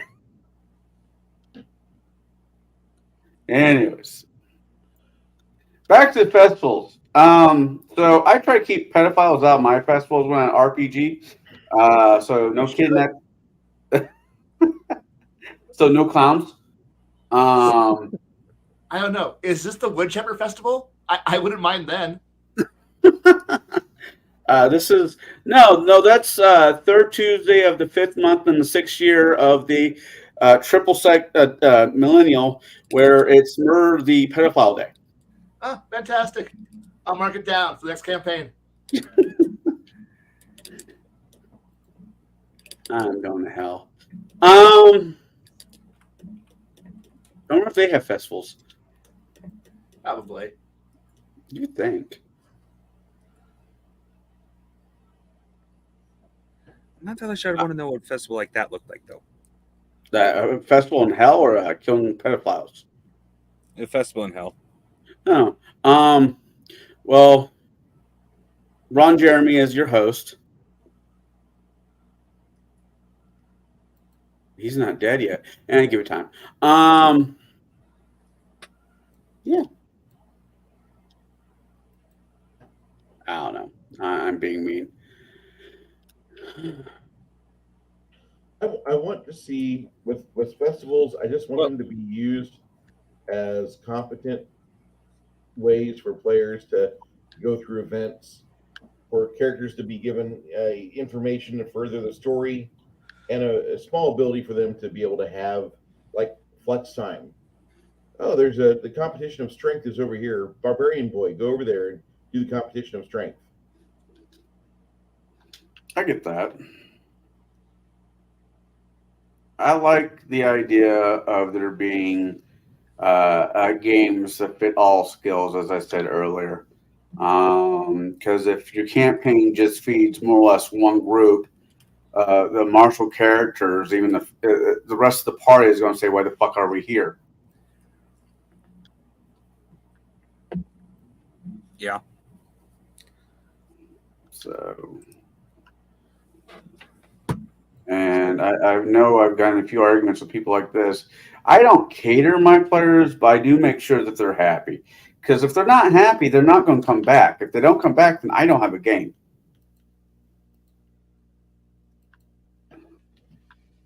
You have to pander without them realizing they're being pandered to. You have to make it look good. This is the thing about being a goddamn jobber. You need to make it look good. Most people don't know how to make it look good. Most people just throw it and make it obvious. If you throw out there, welcome to this grand carnival. It's a fantastic experience. Tons to do. Here's the one strength contest. Here's the one smart contest. Here's the one agility contest. And then suddenly it's like, congratulations. Yeah, you've come to the amusement park ride. You each get to have one moment to be cool. I have created the one cool thing for you to do. Now, roll that die and roll high. If you roll bad, I will humiliate you in front of all your friends before you have failed your one cool moment. You have screwed up your one cool moment. You get the consolation banana sticker for playing along, as we now ignore you for the next 45 minutes to an hour to go give everybody else their special banana moment to be a star in the spotlight. Now, go enjoy the grand carnival. That each of you have your one thing that you're designed to enjoy. Go. But I don't want to do that. Did I say you had a choice? I heard that you're playing a rogue. You will do the rogue game. But I don't want to do the rogue game. Tough shit. Unlock the box. I don't want to unlock the box. At which point, the Combine officer walks up to you. Pick up the can. I don't want to pick up the can. Pick up the can, peasant. Oh, yes, sir. Put it in the waste receptacle box. In bin. Yes. Now move along. You have had your fun. Your designated fun for this event has now transpired. Here's your coupon. You may turn it in for your rubber ducky. Have you worked at Six Flags? No, but I've played a lot of these fun time fair moments. I love how you put that. Fun time fair moments. I'm sorry, the camera's off, so you can't see me doing the air quotes of No, we might not be able to see it, but we can all feel it. Right. Because that's the problem. You go to these things and the GM only gives you one thing to do for your character. What else are you going to do? I don't know. Do the one thing you're good at? Strong dude, hit the thing with the hammer. Make it go ding. Get the plushie. Dexy guy, throw shit and get the plushie ding. Good for you. Smart guy, I don't know. Do something smart. Agile guy, pick pockets and be beaten like a goddamn stepchild, for pickpocketing, because that's all you're allowed to do. Have you had fun yet? Yes. Good. Moving on to the adventure. What's the real adventure? You're about to get fucked by monsters. Rah! And it's like you have all been humiliated in your one thing that you can do, and now it's time for combat. Yay! Time for combat. Time for combat. It is time for combat. Prepare for fighting. Yay! I don't want to ride anymore. People. Too damn bad. Too damn bad, motherfucker. We're playing D&D. I always like adding more than just one thing. I like adding 2 or 3, and then generally 2 for individuals, and then a whole bunch of things that anybody could do. Like, for example, right off the top of my head, I seen Bruce at the Crab set it up so there's a little battle arena where you have to pay a huge amount of gold because you don't win a prize, but you're allowed to, you and an opponent, take giant barrel crabs and just beat the crap out of each other. See, that sounds like, if you give everybody a choice of things to do and you don't make it obvious that this is the one thing for you, for your character to do, and because that's the problem. If it's just an amusement park ride where you walk in and you're pushed down and then you stop at each booth so everybody can get out, watch one guy's dice betray him, and then feel sad, like a sad sack of worthless shit as he gets back on the ride, and then you push him to the next stop, and then get out, dice betray you, get back. Sorry, sad sack, get back on the fucking and then as you rain because that one player who just rolls good, and it's like, hey, let's on my side. Oh, you get all the wonderful prizes and the wonderful things that are great. Do you feel special? I'm giving you all the special things. Meanwhile, everybody else whose dice were fucking bad to him, like, well, do we get anything cool? No, the dice were fucking bad to you. Fuck you. Fuck you, players. You get nothing. Absolutely nothing. Because this is a game of chance. I'm like, you know what? I'm just going to go to the casino and play cards. Just play cards for money. Because at that point, I'm just getting something. At least I'm getting something out of this. Looking at the hot dealer or, looking at everybody else while I drink myself stupid. And here, I roll 2 dice twice, and then, wow, this was my special moment for the next hour and a half, was rolling my dice 3 times. Wow, I feel so special, GM. Thank you for making this the most rewarding experience of my life.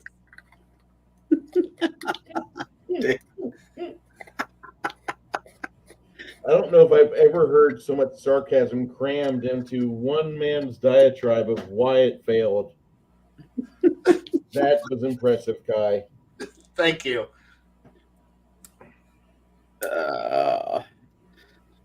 So I guess this is where I ask, next week, what do you guys want to talk about? Bad Botox. Fun memories. Bad Botox equals good memories? No. Oh, I'm confused. Yeah. Just to kind of go down the memory lane. Some of our favorite RP memories of all kinds. That'd be cool. Hopefully, he's dealing with a few things, but it'll be fine. He'll be fine. What? The piss in my Wheaties thing is literally, I've had good GMs that have been amazing GMs, but I've had a lot of canned bullshit, basic bitch. You expect this from people who've never fucking GM'd before, but they're in their 30s. These people should have fucking learned something or gotten better as storytellers or as hell people. And hey now. I know. Trying to ask gamers to actually act like they are actually, learning something and retaining skills as storytellers and or GMs, rather than just simply running off of a power trip about they're all fucking gods and that you're all fucking their little dolls that you can just dance to their strings, and then they can just shit on you all day long and then laugh at you for your bad dice rolls. Yeah, fuck you. Fuck them. And after a while, when all you hear is the same goddamn sad sack, useless shit GMs just vomiting out the same shit for decades on end, like it's somehow the secret to the best game you've ever played. And you're just sitting here going, have you actually played this? And if you have, and this is acceptable to you, really? Is this where you want to draw the line and say this is where I want to be? And now, see, some of my problems date back to when I was now I'm in my mid-40s. Some of these bad GMs date back to my teens and my 20s, where when they decide that fun time is over, they'll just drop a mountain on you and say, "Fun time's over. You died." What? Yeah. Game over. Yeah, fun's over. Like, I only want to run this campaign to this level, but we're at this level. Yeah, I'm getting bored with it. Sucks to yeah, be. I'm ending it now. Or hey, I know that everybody else gets to escape, but you died and you don't get to come back. Start over, make a new character. Why? First level. Your skill level. And you gotta start over at first. Why? Because I arbitrarily decided that you get to have no fun anymore. And we're going to just do endless loops of first through sixth level. Yeah. Or, Epic six. hey, we're about to go on and have a good time. You know, I'm bored of this campaign. We're gonna start over as first level characters, and here's me. You motherfucker. I hope I really just hope you go home and eat. Just someone just opens your mouth and just pours slushies down it till you have a brain freeze. It just kills your brain. Please stop doing this hobby. And the thing here is that the people who I GM, who were my GMs, when I was a young little shit, and they were doing this crap to me, and then I get older and I go, maybe I should be better, run better games, run more interesting games, and wow, players like this. But then I get to go out and I'm tired of being an eternal GM, and then I go out to go try to find new people, and then I see people who are doing the exact same shit that I tortured with in my teens and 20s. But now they're old fuckers, and I'm going, didn't you try anything better? Have you done anything better? Or are you just going, I'm a tired, sad sack old motherfucker. I don't have enough energy in my life to be able to come up with anything creative and or fun or interesting. So I'm just going to run the same tired old hackney shit because my players are also tired old hackneyed losers who are okay just with the same boring ass shit we always play. Ain't this the greatest thing ever? Time for our daily dose of disco. We're going to just run first through sixth level, nothing but into the Borderlands. Just over and over and over again. Never forward the situation, never forward the timeline. You'll never become the camp counselor. You'll never become the captain of the guard. It'll always be you and the mop boy. You're the mop boy for the Borderlands. Bar. Oh man, do I get to go out and mop the driveway in the rain? I'm up for this shit. These GMs need the players I had when I was GMing a lot. Because at my permanent group, all they wanted to do is basically run through first through sixth level of Palladium. That's exactly what everybody wants to fucking do. And then, if you want to ever try to aspire for anything better, oh, hey, Blade, finally, you get to be a player. You get to actually get to game and actually have fun. No, you don't. We're going to play first through sixth level, and then the game's going to end. I promise you this game will be the one that actually makes high level. I swear. Oh, man, schedule, life, and my ability to come up with anything fun has just worn out of me. I got to cancel the game now. Okay, but I had cool plans. I have thoughts. I'm playing something that's long term.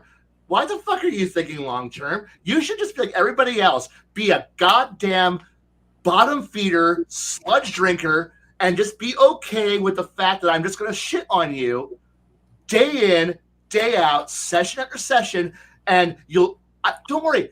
Next session will be the good one. Just hang in there. Just hang in there, man, a little bit longer, and you'll have a cool. I'll give you 5 minutes to be cool. 5 whole minutes.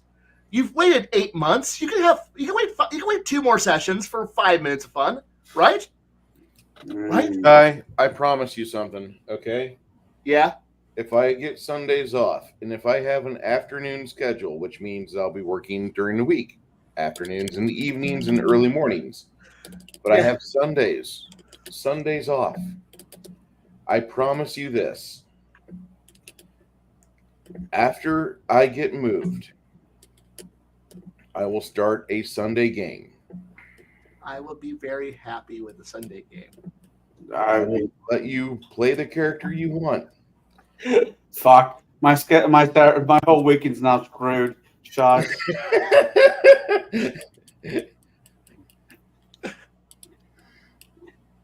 You will. I'm not being fair. At least I show up. Damn it. I will even add extra pizzazz, extra stuff, and I'll have you. No, you'll probably figure it out. Like, you're using classic AD&D modules. I recognize this flavor texture. I recognize this town. I recognize this layout. I recognize the clock tower from EverQuest. You fucker. You know, I can hear you. I can hear you saying this shit in the background. But I can, like, I promise you, I'll do my best as a GM. If I pick up a third game, I will get a game together, and it'll be on the day you have off every week, so you can actually roll dice and enjoy yourself. It will be the game that I'm designing right now. It will be the game that hopefully you want to play, and hopefully be the game that you want to go high level with, because I am so fucking sick of low level, and I'm working out in my head how to get high level with this campaign, and I think I've almost got it. When I say that, I think I almost got it. What I mean really is it's a very mathematical game, but at the same time, the potential for success will have heavy risks. Good luck. I feel bad that I haven't been able to make it to the last couple Saturday games, because the rules. Excuse me, dude. You were the one that had treatments, okay? So if anything, we should be happy you're still alive. I get that, but doesn't mean I don't feel bad for it. But I'm interested. The way that this new system you're working is, I'm slowly catching on. I'm not an idiot. I've just got a lot of things else on my mind, but I like the way it feels. I really do. So I'm excited about getting back into it. Why is the feel of it so different than 3.0 and Pathfinder? Because I'm doing nothing different except for putting a the initiatives are still throwing me off, and that's not your fault. It's not what I'm used to. That's it. The D10 system, using the D10 system is just like I've played other handful of games that use D10 system. Not a big deal. I can get my head behind that. It was the initiative that's been throwing me off a little bit, but it's not a big deal. I'll make it work. And I figured out some things, and I've been putting things together. I've got a design document. I'm almost ready to commit it to my Google Drive, and once I do that, you are going to be like, wait, we can do this too? Yeah. Options. Remember, I told you I want my game to have more options than fucking Pathfinder. And really what I wanted it to feel like was whenever you leveled up, I wanted it to feel like I need to pull up the image real quick.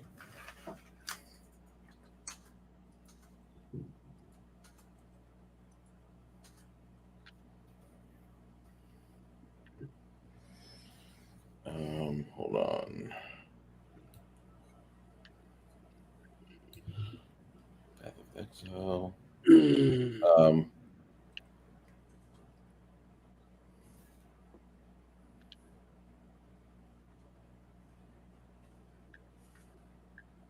Oh, God damn it. No, there's a game called Path of Exile. I know of it. Very deep, very fucking deep game with lots of options. And when you level up, you get one placement on the map of where you're taking your character, what you're doing with it. But holy hell. It is impressive, to say the very least. Sounds amazing. I can't wait to be part of it. I know what thing you're talking about because it's a basically not a knockoff, but it's just like Diablo. Yeah, but everybody's got the chances to get into it. Yep. Just pull it from the center. And That's lady, what I how want. you to Yes, play. give me this. Okay, view the image.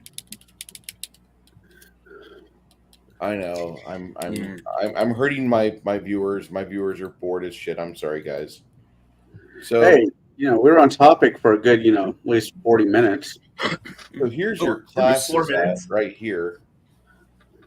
You have various classes here, here, here, here, here. And at leveling up at first, you only get like things like, do you want more mana? Do you want more health? And then like as you go through the skill tree, you have options like, well, here's like fire, here's lightning damage, or some such like that. Or here's the ability for you to do 4% more damage with blunt items. Or, oh my god, you don't ever deal criticals. You'll never do criticals, but all your weapons do max damage. And they do shit like that. I want something with that much variety. That much, oh my fucking god. I want that in my game. But Pathfinder doesn't really offer that, even though it has classes upon feats upon skill tree builds and shit. It just doesn't feel like that. It really doesn't. I get it. That was another game. Assassin's Creed Valhalla has a skill tree that's similar to that I really enjoy. That would be Final Fantasy X with its sphere grid, which if you played the American version, you were playing the downgraded version. If you played the international version, the sphere grid was about twice as big, and it was gloriously grindy. Like if you wanted to sit there and just do stupid shit forever, you could grind to the most stupidest combos. It was beautiful. Yeah, it sounds. No, I'm looking for it, and I still have the general concept of what kind of character I want my guy to be, and I want with the whip scenario. I might just do that. Bruce Lombardo presents Pelagiarism, the RPG.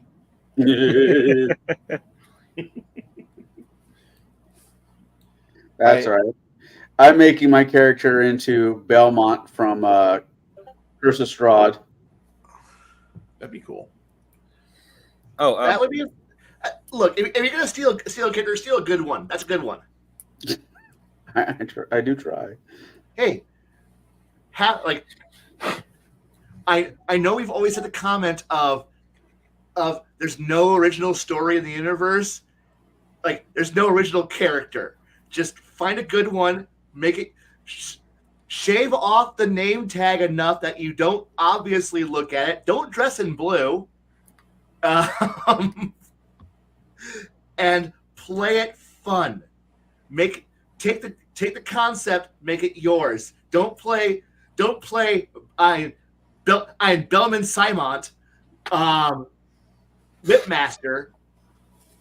Give him a new name, give him a new personality. Play Simon Belmont, but make him yours. Have fun. I have no problem when somebody goes, I would like to play this, and I'm like, fuck yeah. Lean into that bitch. Lean hard. And we're going to make it as cool as you can. But just remember, whatever you thought you were going to do at the start is not where you're going to be when this ends. Because your original idea is Simon Belmont. But unfortunately, the plot line says, we're not playing Symphony of the Night. Oh, yeah. Change course. Be willing to change course. Don't stay, I have planned out my build from level 1 to... No. Life's going to kick you in the nuts repeatedly, all the time. The GM's going to change the plot on you. many times. Unless, of course, you're going, we're going to play Rise of the Rune Lords for the 18th time. Hey now. I know. Don't be stepping on my dick like that. That's not. Okay, This we're book, going to play Return of Strahd for the 12th time. Come on, everybody. You know what's going to happen. Why do you even need me here? you wake up and you're in a cart. There's 5 other people in the cart. All of And you you are won't wake bound. up. The cart Whoa. rolls down the hill. Y'all just mean. Jesus, stepping on my dick like that. What the hell did I do to you? Jesus. You Don't fed them worry. children. Just Don't be worry. happy. Just be very happy that I've never had you. All right, the 5 of you wake up, not together. You're individually, like not together. But No you good wake stuff. up, and first thing you notice is that 1, you're in water, and 2, there's something jammed down your throat. Oh no. I'm in prison again. Moments, you hear something in the water say, "Calm down. I'm going to release restraints on your arms." And then the water starts to pool, but you realize you're hanging upside down and the pod you're in is not right because your feet, there's no more water, it's draining towards your head. And you realize you've been laying face down, your feet have been elevated for who knows how long, and the pod is draining water. You slump as everything falls and you collapse into the drain. And then the door opens and the remaining water and you tumble out. Now you're all together, but you all still have the apparatus wrapped around your head like it's a face hugger, and something's in your throat helping you breathe. Imagine if I fucked you guys over with that. Oh yeah, by the way, you're all playing Pandorum. Have fun. Fantastic. Who kicked your dog? Oh wait, did you just say kick the dog? Yeah. Do you know what that's from? I don't know. I know you don't kill another man's dog. I learned that from Wick. Oh no. I must prove how evil I am by kicking a puppy. Bruce, Yes, sir. you saying you wanted to do games on Sunday kind of clinched what I was going to say earlier, but I kind of forgot. I'm, no offense to Flatey, but the guys have been trying to set up a long-term play test for my game has not been really working out. I was going to actually, I didn't know Kai had Sunday off, so this kind of worked out. I would love to have him part of the play test, but do every other do every other Sunday play test like we do for Saturdays. That would work. And then when great. you get going, you have the other Sunday.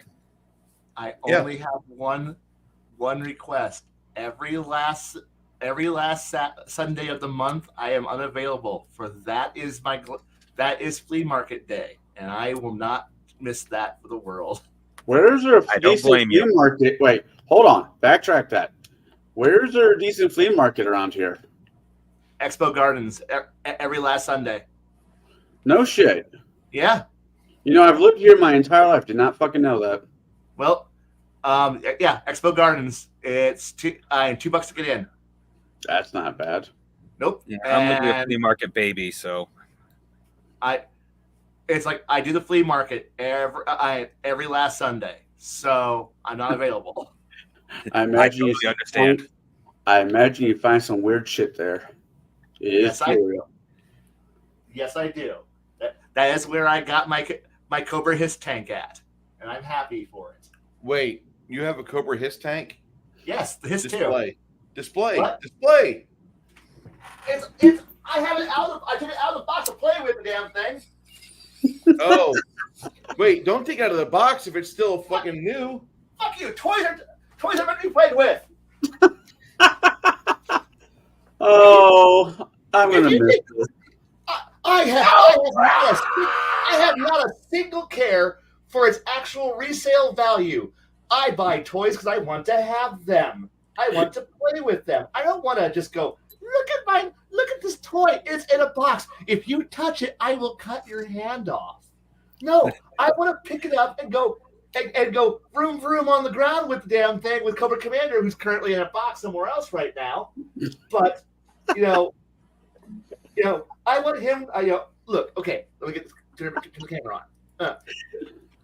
His tank, it's beautiful. I love my his tank. Kai, you are amazing, my friend. I bought it. It was in box still, and then I proceeded to literally, as soon as I got in the car, tear the box apart, take the toy out, assembled it, and had fun with it. Because if you're not playing with a toy, why did you buy it? I want to look at it. I want to. This is a piece of my childhood that obviously you played with it when you were a child and you had fun. That's why you have memories of it. Yeah. Why did you keep it out of? Why aren't you touching it? Why aren't you holding it? Why aren't you playing with it? I don't care if all you do is just roll it around for 2, 3, 4 minutes. Change it. Transform your transformer once. Put the stickers on it. God damn it. Have fun. I almost like.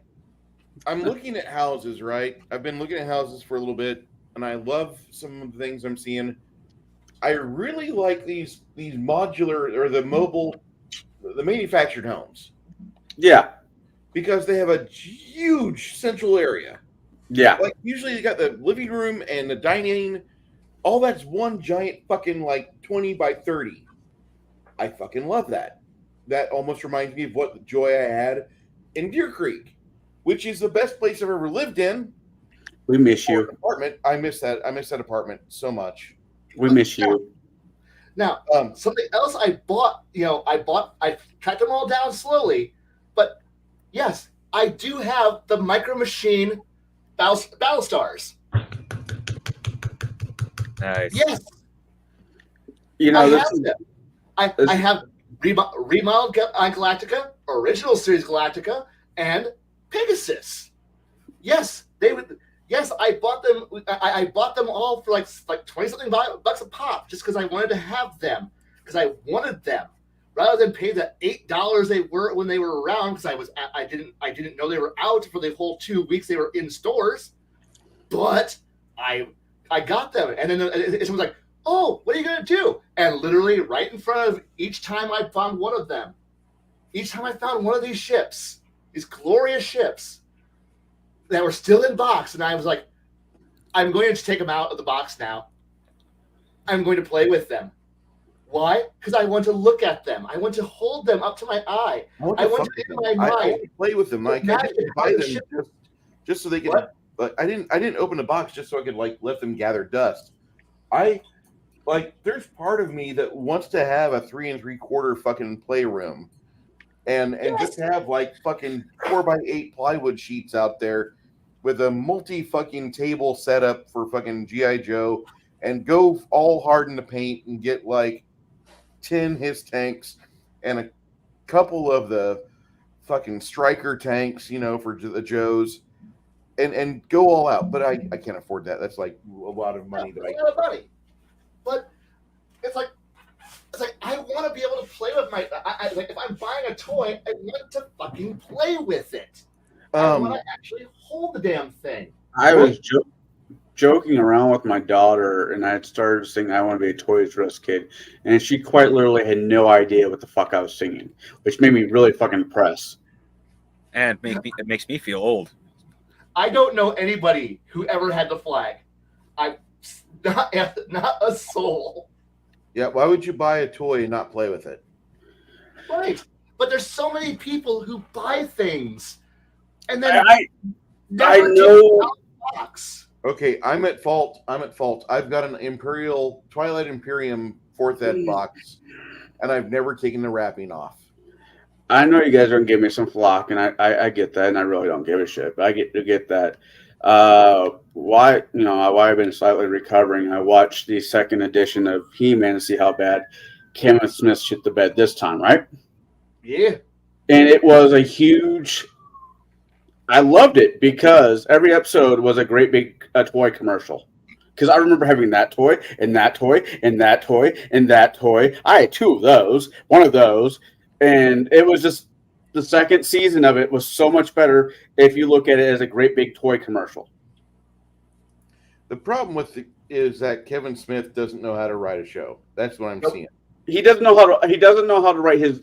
He does not know how to write stuff that's not his.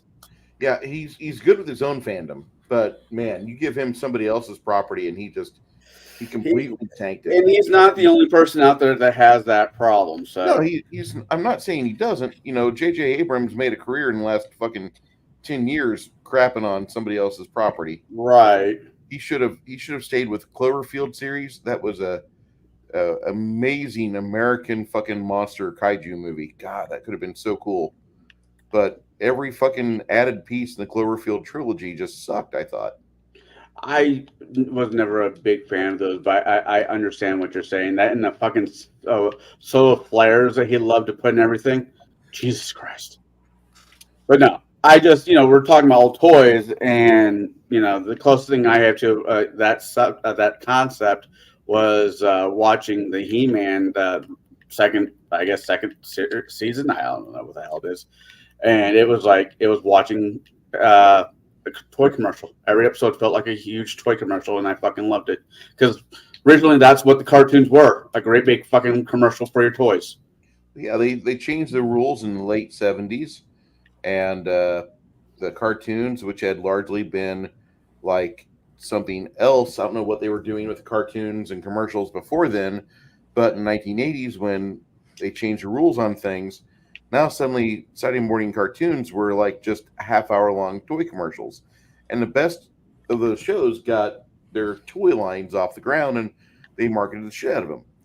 But like the toys I wanted to play with, they didn't have those.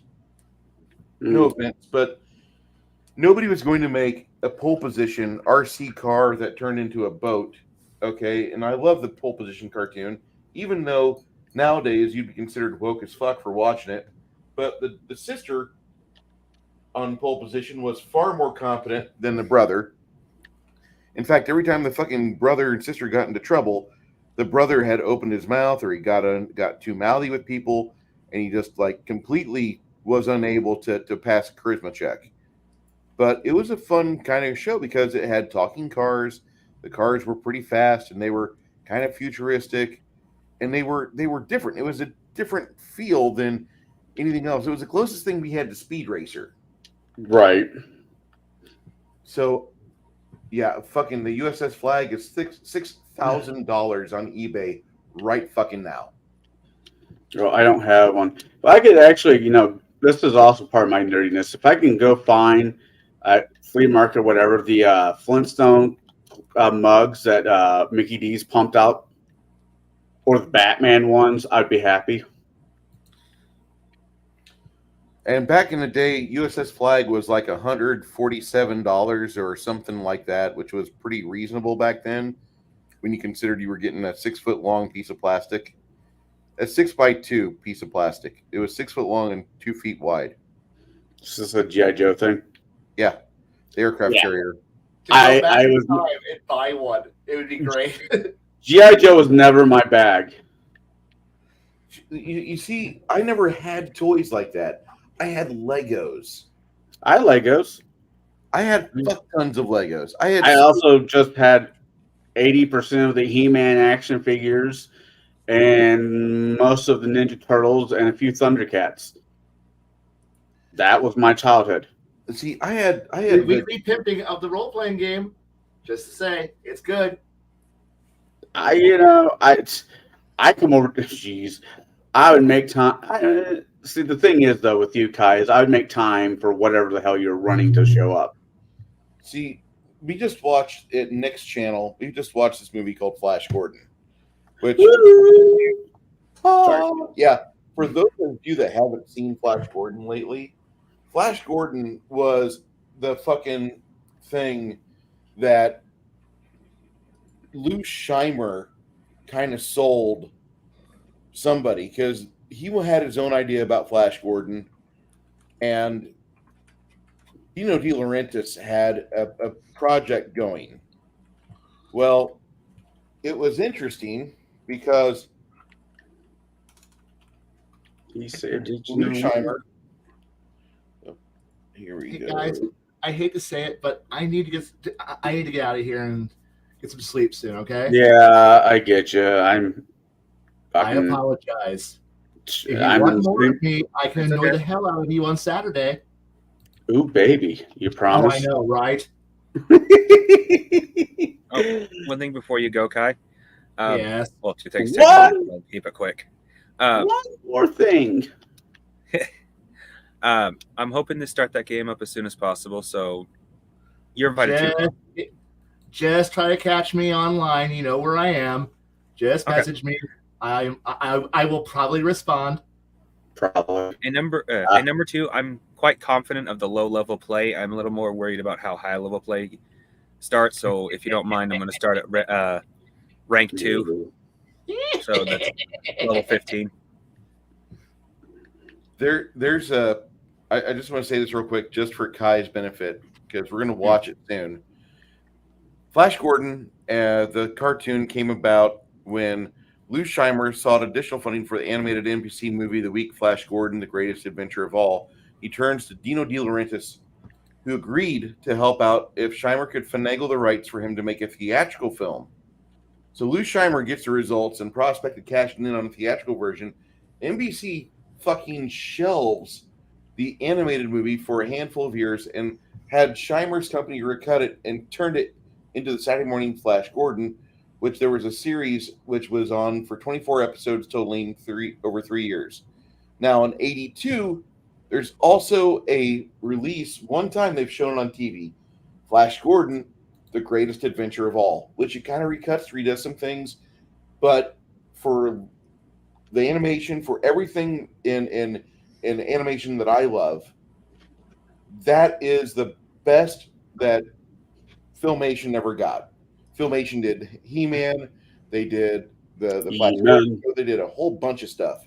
Did they do the Flash Gordon cartoon when he was with Murdoch or Mordock or if the fuck you say his name and Phantom, or was that somebody else?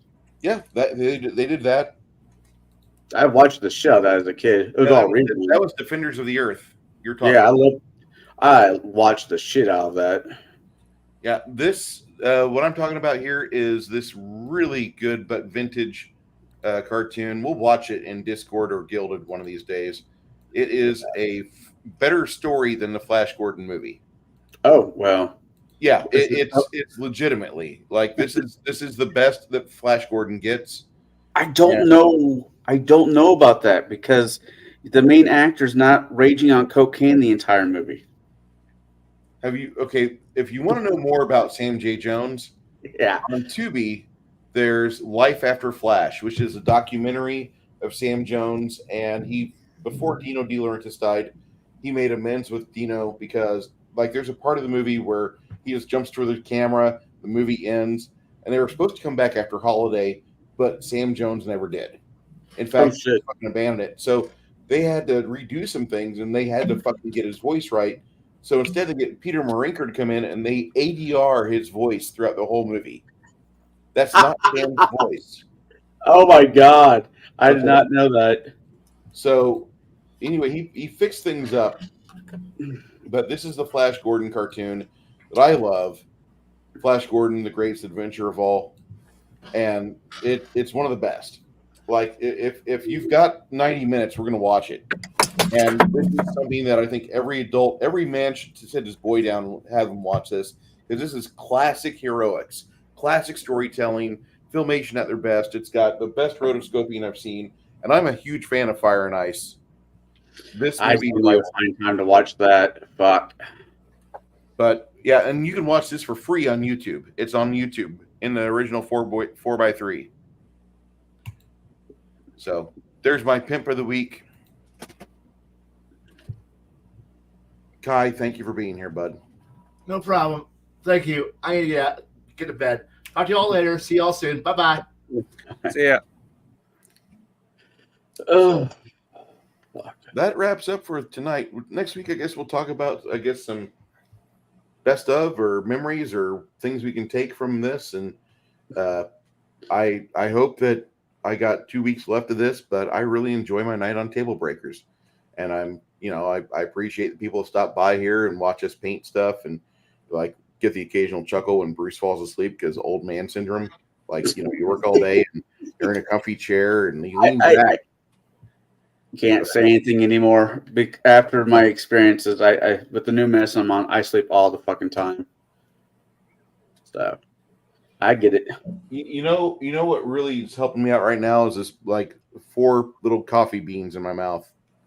So Oh yeah, that works. I since I live in Pekin, I found a different substance. No, I know you people in Pekin. That's a bad joke. Drugs are bad. So, Bruce, did you do the top? Did you get that top piece in, or are you going to leave it off, or removable, I should say? Which one? The very, very top piece. The one that if removed, you could put a miniature in. Oh, this here? Yeah. I'm going to leave this the way this is. That way people can see it and like, is there a hatch there? Yeah, there's a hatch.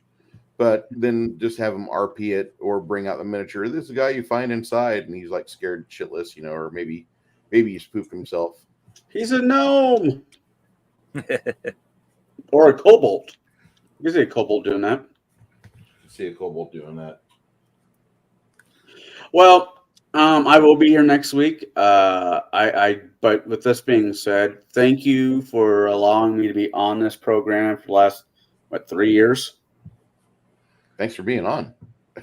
You and Crafting and everybody. I mean, I'm even going to reach back and appreciate the time we had with Shadow, even though there was some friction there, and part of it was me, part of it was Shadow, part of it was third party, and that's okay. I mean, there's nothing wrong with what he does. I mean, Shadow has got his own shtick, and he's got a very dedicated mindset for certain things. Don't try to ask him something like, "Hey, we're going to do an episode on necromancy. What do you want to bring to the table?" And he's like, "It's Satanism." Okay, fuck, But Yeah. if you do something on like party dynamics or like how to do storytelling or what would you do for pacing of adventure, Shadow can talk. He can do stuff. You just gotta there's certain things you don't want to get me stuck on, which is like politics. And with Shadow, you have to kind of like curtail. You have to curate your topics with him kind of in the same way. That's all. And I really appreciate the time we had with him. But there was a point where it felt like there was just too much animosity on set, on screen, behind the scenes. I don't want that. I don't do this so I can stress out and I can feel like I'm in high school again. And ever since he started doing his own thing, my respect for him went way up. Especially when he started making numbers happen. It's great. He knows his shit. He does know his shit. He does. Oh, trust me, I have him on my show whenever we do a show when he can make it. This coming week, hopefully this coming Sunday, we'll be talking about the 1980s Tron. The movie with Jeff Bridges and a handful of other actors. Boxenleitner and the lady that just died, Lucy. Let me just pull this up real quick. I know the movie you're talking about. I'm surprised you're looking at that, but okay. It was, we're doing a whole year of sci-fi. And you can't do a whole year of sci-fi. And the first bit of it is movies that we watched as kids are more or less first sci-fis. So I did, what did I do? I did He-Man. We did RoboCop. We did Flash Gordon. Now we got Tron and, what was the other one? Tron and Planet of the Apes. Cindy Morgan. She just passed. So I'll just present the IMDb here. Hold on. That's what I got on my docket. Jeff, Bruce, David Werner, he just passed on. It sucks. Cindy, she just died last month. And I mean, she was in December. Yeah, December 30th. And she was, that's her back in the 80s. Hey kids, remember when you were in the 80s and you were young and you had things, women like this in your life and all the girls you knew, they wanted to grow up and look like her. Remember that? Instead, they're all blue-haired and fat as fuck now. Unless you go to Renaissance Fair, then they're wearing elf ears and they're. Well, never mind. If you give me $13 a month, you can see my lewds, my OnlyFans. It's like, why? And there she is, like back in, it doesn't say what year, but I'm pretty certain this is in the last 10 years. She aged gracefully.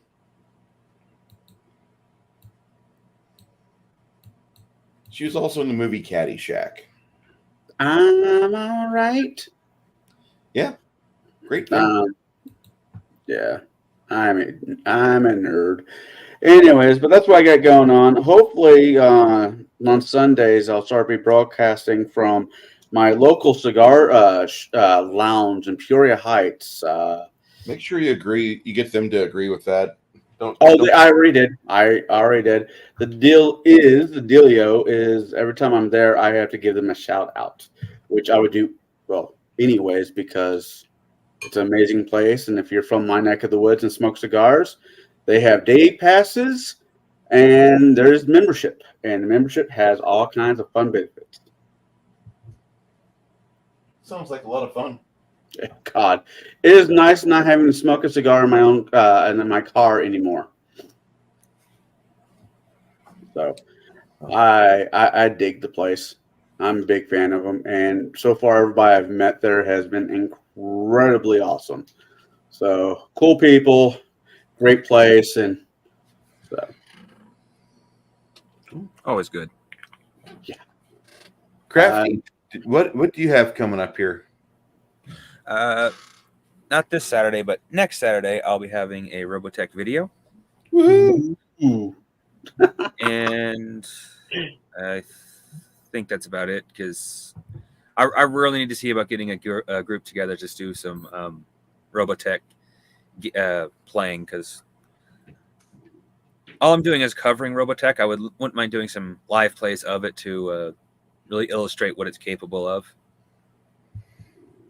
Oh God, I know what we could talk about next week. What's that? Different ways to say, Sean, go fuck yourself. Just in that. All right, kids, come see us on Saturday. We're going to have these two gentlemen in the panel. They'll be on the game along with our expert chatter here, Six Nation 31 Kings. He'll be playing the role of Lemmy, and then Quinn is played by Flatey. Janet plays Isabel. Isabel. Isabel. And we will be running that campaign this weekend. Please come check us out. Nothing's going to change on my Saturdays. I will fucking stay up. I will jam coffee beans in my bunghole just to stay up and run my players through hell. My name is Bruce. Thank you for being part of Tablebreakers, and we will see you soon. Good night, all.